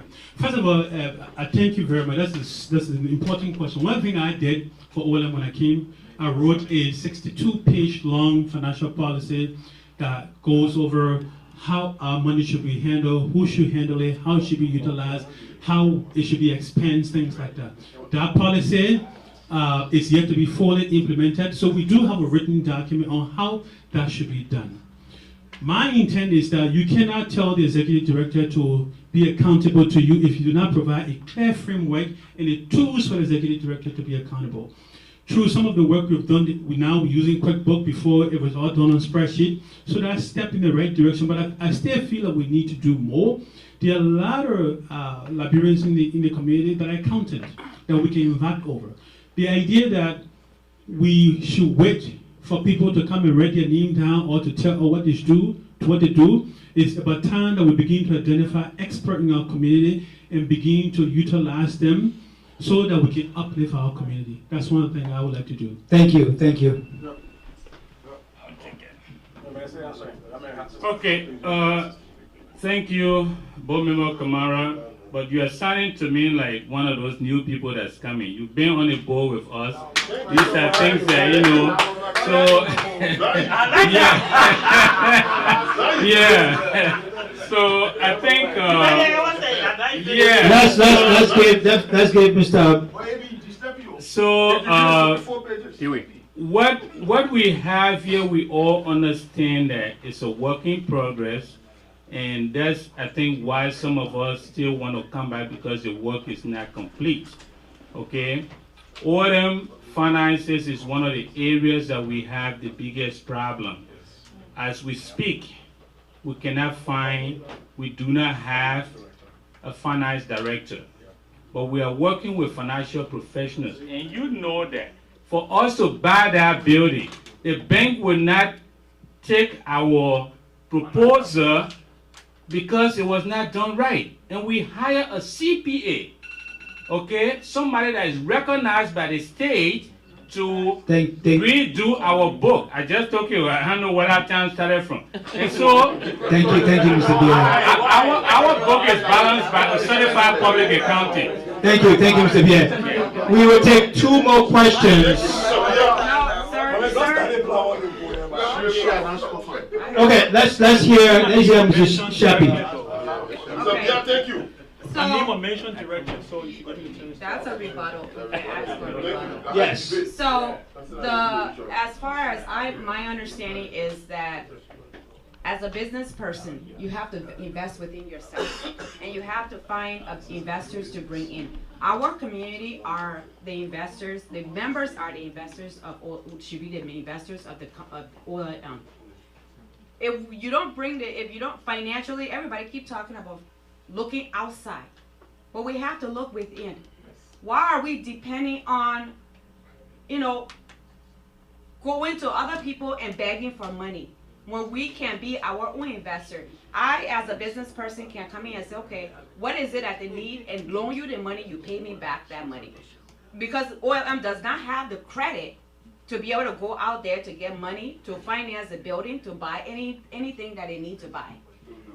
When you look within, and we have many business personnel within our community that we can go to support all of them. Thank you, Mrs. Shappy. You say you had a rebuttal? Yeah, the audience is still listening. The audience is here. Yeah, first of all, let me say this. Let me be real here. The chairman just said that I am talking as if I'm not part of the organization. I am part of the organization. But you can see my frustration with his leadership. At the end of the day, when the pound. Can we continue? Can we please continue? At the end of the day, the board, we have leadership. And what we are missing on the board leadership is the will to act. It's the expertise to do. And at the end of the day, that's what we are missing on this leadership. So you can say we have a CPA on our team, and that CPA on our team cannot give a fitting financial report. That is problematic. I own my own business, I know that. And I know if you have a CPA who do not provide you with a common balance sheet, that person should be terminated. Simple. Thank you. We will give Mr. Pierre 30 seconds.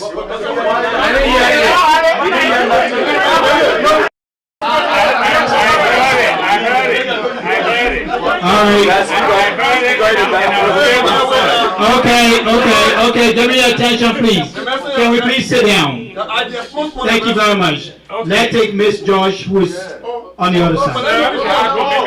Let's take Miss George. Mr. Pierre, let's take Miss George. My question is to Ishmael. Yeah. You talk about the Ladies and gentlemen, can you please give me your attention?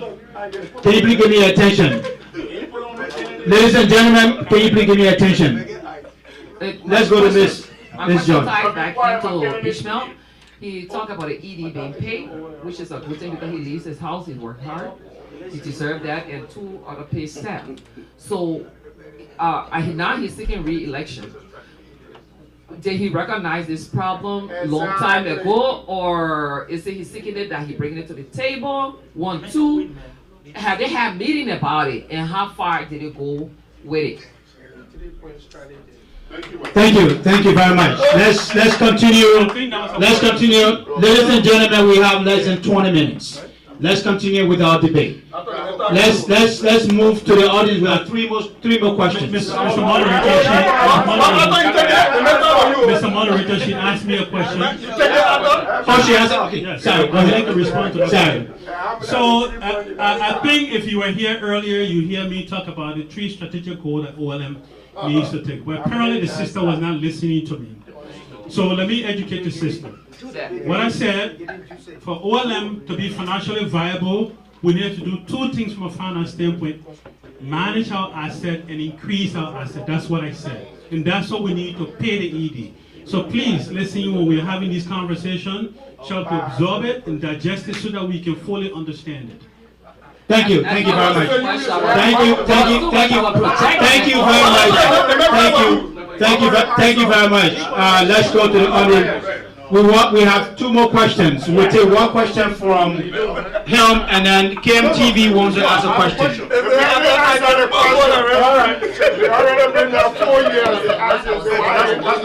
Ladies and gentlemen, I have a question to the incoming board member and the current board member. The one thing in our community that we are losing sight of. For the past time, in recent years, we have our kids killing each other in our community for gun violence. What would be your approach to engage the youth so they can start killing Liberian? Thank you. Wow. Okay. I can go. Okay, Miss George.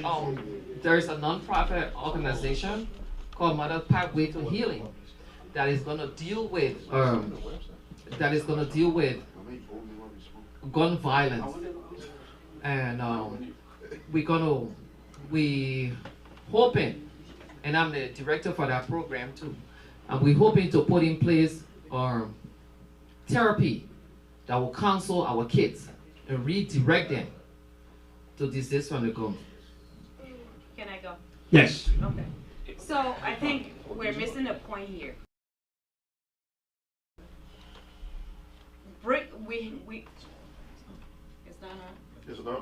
It's on. In order to we need to bring our children and start off with the social activity that we used to have. The kids are out there doing whatever they want to do without the education, without the family connection, without the African proverb, a proper way, it takes a village to raise a child. We don't have that anymore. Our children are lingering around trying to figure out what to do, and the phone has become their best friend, where they are connecting with just social media. We need to take our community back. Bring back activities in the community where the kids are involved. After school, we offer them things, we offer them activities to the Mall of America, to various places that we used to do for them. So we can get ahead of the problem before it starts. Thank you very much. We will take the last. I thought you wanted to go ahead and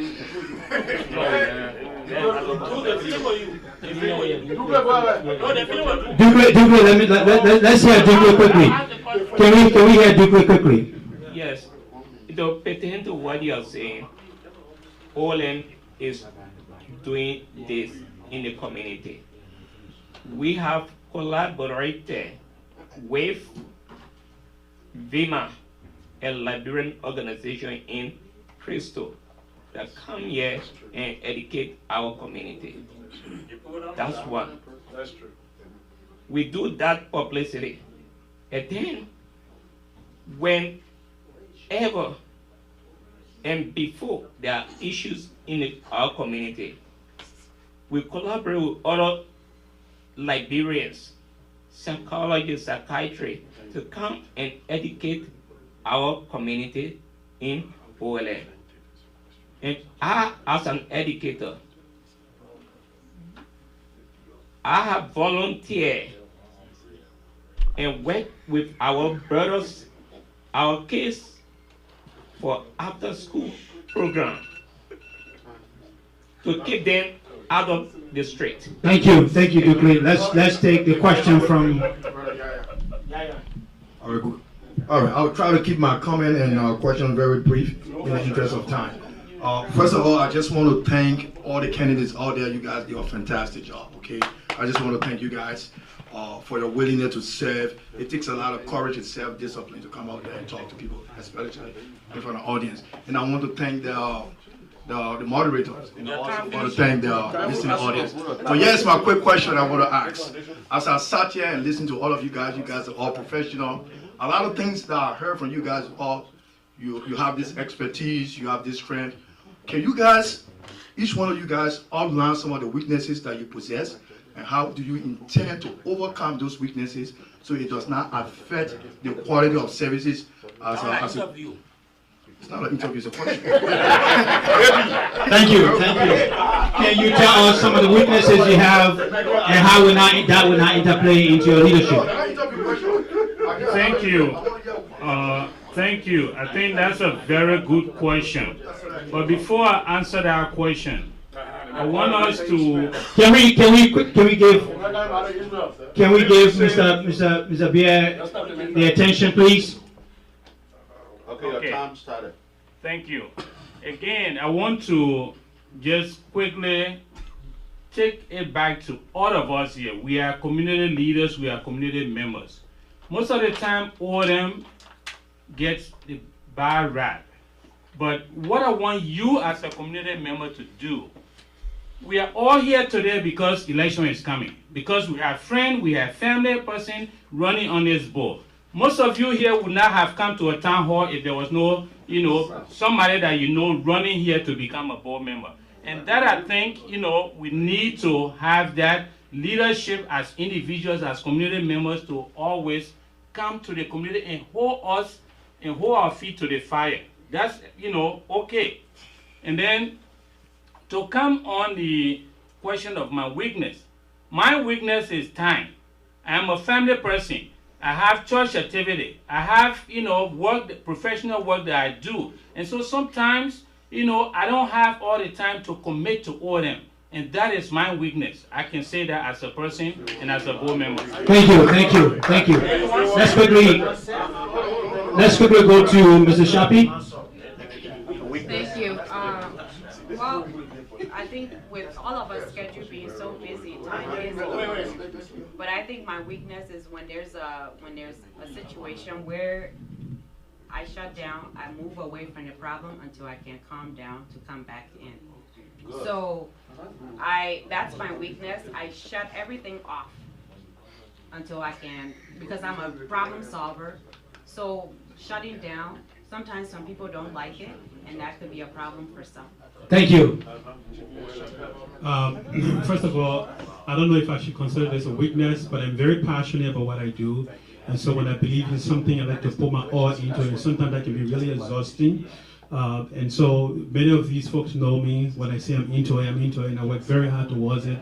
And sometimes that just takes away the energy. What I also wanted to use this opportunity to say to my chairman, if you don't have time, don't. Thank you very much. Let's go to Miss Green. Let's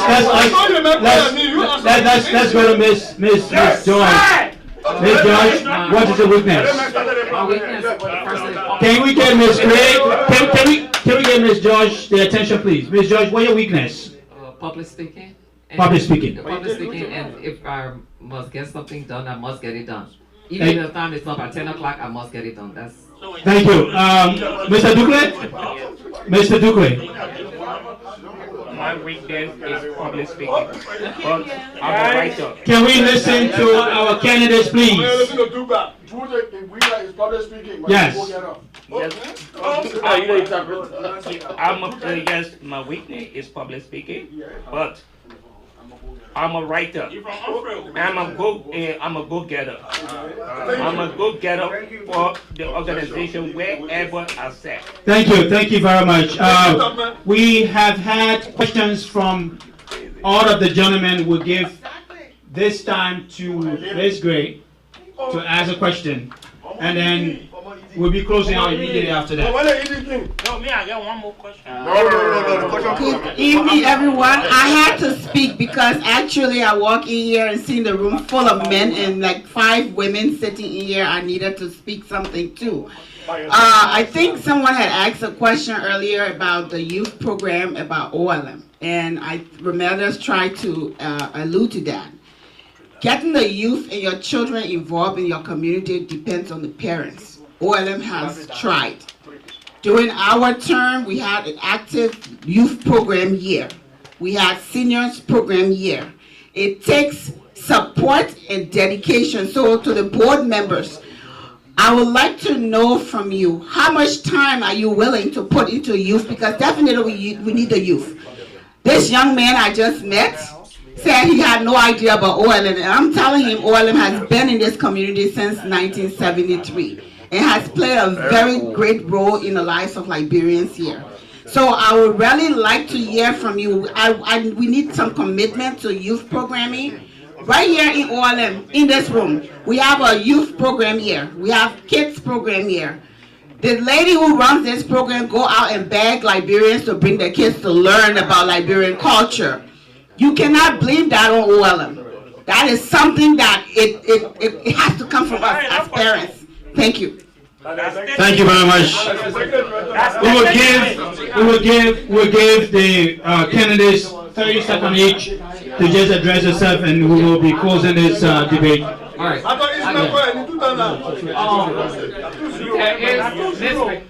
Miss Ray, there is a program called Mother Pathway to Healing that deals with youth, and we're going to be launching that on the 9th right here. So we're encouraging all mothers to come to be involved. Say that again. Is that lingo? Can we give her the chance to answer our question or to talk? Thank you. So we encouraging all mothers to come to get involved, and so we can collaborate and what we can do for the kids. Come with ideas. So on the 9th of this month, we're going to be launching it. Thank you very much. Thank you very much. So let me speak with Ms. Gray on her question, please. So while we have other organizations to come in, we are here. Yes, the parents are responsible, but yes, it was the board. Also, their responsibility to reach out to the community and to reach out to the parents, also to make them aware of the program. So if the board don't do that, like you know, we used to do that. Reach out to all the parents, tell them what's going on, and encourage the parents to come along with incentives of activities and all these things. If the board hasn't done that, that's why I'm coming in to be able to do that. Thank you very much.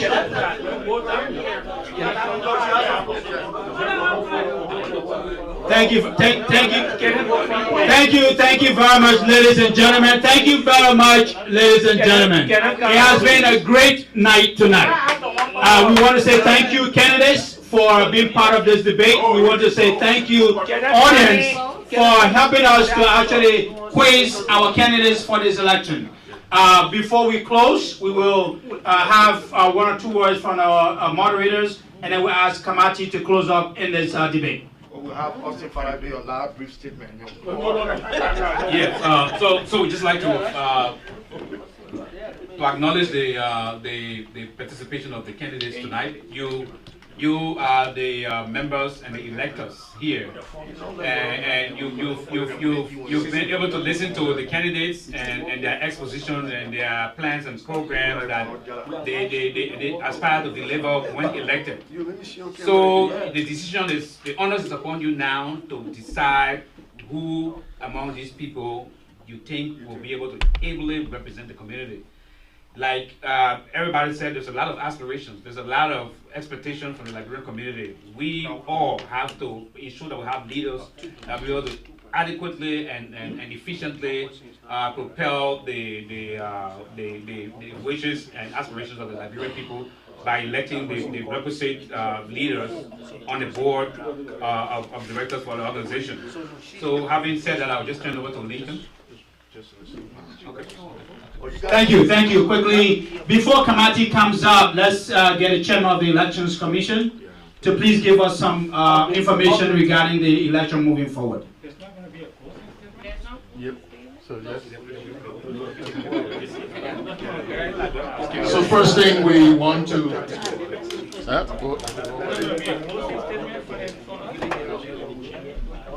Time is. Okay, first thing we want to thank all of you for showing up tonight. We thank the candidates, we thank the moderators from Alja, members of the Elections Commission. But today is a candidates debate. We're happy that all of you are here to listen to the candidates. Where it goes further on Sunday is the elections. We want more people to show up. The polls will be open at 8 o'clock in the morning and we'll close at 6 o'clock in the evening. So it means we're going to be here all day on Sunday to ensure that we elect officials. And then the Sunday after that will be the certification of candidates. There's also a process of protest. If anyone has a protest within 48 to 72 hours, we expect to get the protest request, and then we're going to review that. So then by Sunday, all of this will be resolved, and then we have the 4 candidates to fill the board seats. Right now, there are 4 vacancies, and we have 6 candidates. 5 of them show up tonight, but you know the ballots are already done, and 6 of them will be on the ballots. So show up on Sunday and vote for the candidate of your choice. Let's participate in this process. Is the way that we ensure the people that lead us, ensure we have the best people to move our community forward. OLM has been doing some good work. I can attest to that because right now I myself, with a couple of other organizations, we did a grant to, I call it a proposal to the Minnesota Department of Health and Human Services, and we got funded for about $75,000. OLM is the fiscal agent, and OLM is part of that process. It's on domestic violence. We're looking at youth violence and those things like that, and so we might be working with other people here to make sure we can get those things going. So OLM is at a point where we want to bring in real money, not fun, real money. So I'm hoping that all of us can get on board and provide our time and effort to ensure that this organization grows. It's ours, it's our pride. Let's do the best we can. Thank you. Just before you come up, I think it's just a due diligence to have our candidates 30 seconds each. Yeah, you have to be, 30 seconds each to give us their party statement. Let's begin with Mr. Shabi. You were talking about that in a second. We don't have parties, but when you come that day, we check the roster and see that. Matthew 6:33. Mr. Can we listen to Mr. Shabi? I am going to rephrase Matthew 6:33. If you put the kingdom first, all things will be given to you. If elected, I will do my best to work for my community and bring us what our community deserves. Thank you. Thank you. Mr. Kumara? I want to thank all of you for showing up. I want to thank our audience in the internet land for listening to us. I want you to know if you want our community to move forward based on the 3 principles that are laid out: assets, increasing our assets, managing our assets, serving our community, engaging our community. Please vote for me. Thank you. Thank you. Thank you very much, Election Commission. Thank you very much, PMTV. Thank you very much, Liberian community and our people that are watching us online. Before I close, I want to shortly say that I think as human, if you do not know you have a deficiency, then you are God. But if you are human, you have deficiency, and it's a good thing to recognize it as a leader. And so saying my deficiency, I think, is something that I'm proud to say that it's a strength also. And I also want to make sure that we understand the board's role. People are saying the program board is not calling parents and that. The board's role is to set policies and not to implement it. That's the administrative team. We have to understand where the board stands and where the administration comes in. Thank you, Mr. Finally, thank you very much. come Sunday and vote for Arthur Beer. Thank you. Mr. Duque, 30 seconds. Thank you. To meet again all Liberians in Minnesota and those that are watching us tonight.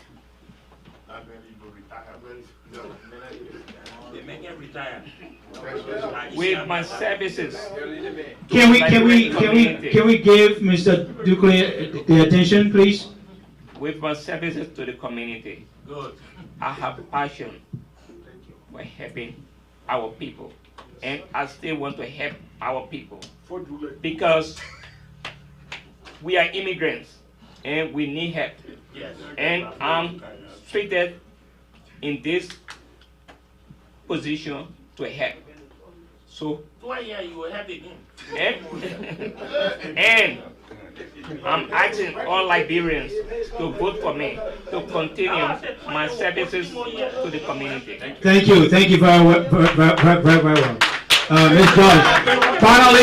Finally, Ms. George. Thank you everyone for coming. Thanks to KMTV, people in TV land, thank you. I will come Sunday, vote for Charles George, based on my background and how we can help empower our kids. The children are our future. Vote for me, vote for Charles George. Thank you, Mr. Kamati, dear. Kamati.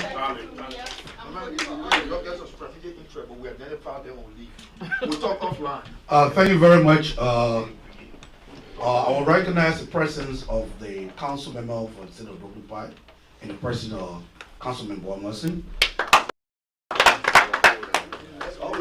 Councilman Merson has always been a strong supporter of the Liberian community, and most of the grant OLM was able to access from the city of Brooklyn Park. He one of those that stand for that.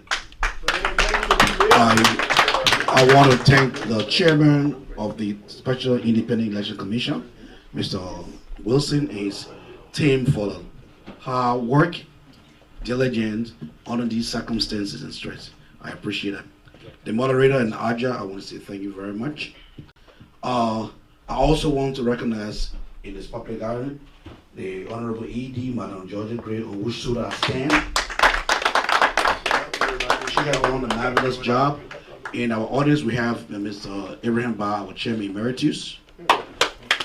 As dictated in OLM tradition, when we having board election where the sitting chairman is part of the election, the co-chairman then automatically comes in. Honorable Cecil Peter.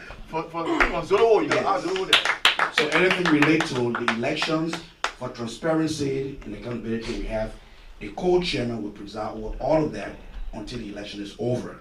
So, Mr. Co-chairman, you get the vote of things. To cease power. Before you get the vote of things, please.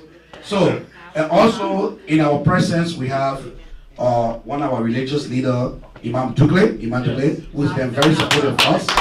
Yes.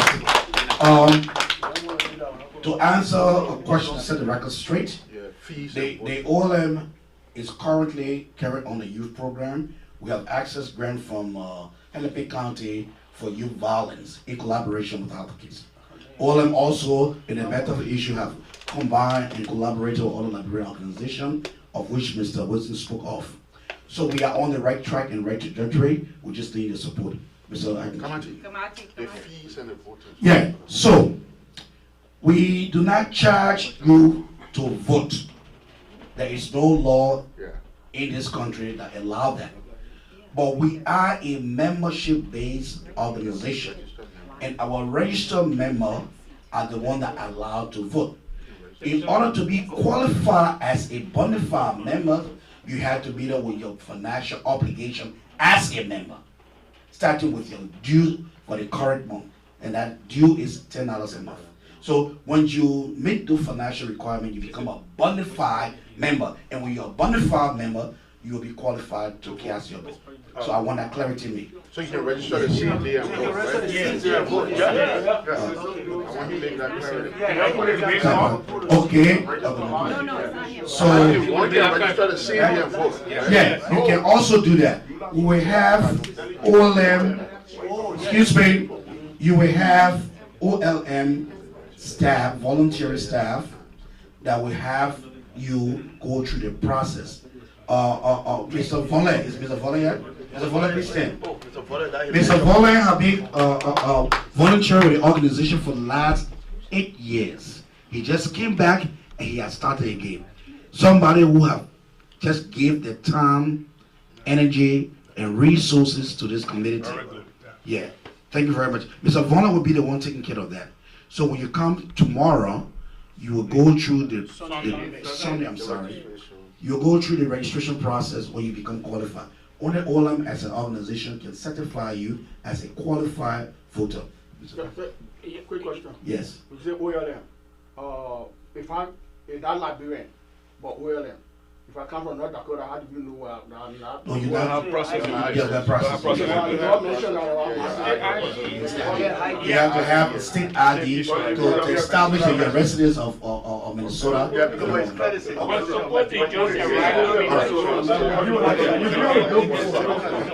Okay. All right, please. So we want to say thank you to everybody. We want to be particularly grateful to a cast of very smart and talented folks. We wish you all the best of luck, and I hope you all can come on board to help keep moving the board forward. Well, yeah. I wish them the best of luck. I wish them the best of luck. I want to be grateful to Aja and appreciate you being patient and knowing that this is our Liberian community, and sometimes we do get a little bit rowdy. So I want to appreciate that. I want to also particularly say thank you to election commissions for the work you're doing, and to amazing group of people who stay here dedicated throughout this late night to have fun and kind of interact with the community. This is what OLM is about. We are hoping that a lot of you will step up and help us, because as you heard from most of the board members, we still need help. We need community help. Don't just come and elect us and leave, because then you're going to come to another debate and you see me sitting there talking about all the things I wish I had done. But you voted for me to put me there. So please don't just vote and leave. Please vote, come back, interact, and stay. But we wish you all well. We hope as you drive and go home, be very safe. Imam Tukle, want to appreciate you. I want to recognize you. Thank you all for coming. And Sis Mina, thank you for timekeeping. Thank you, everybody. Have a good night. I have political speed. You can't be chairman.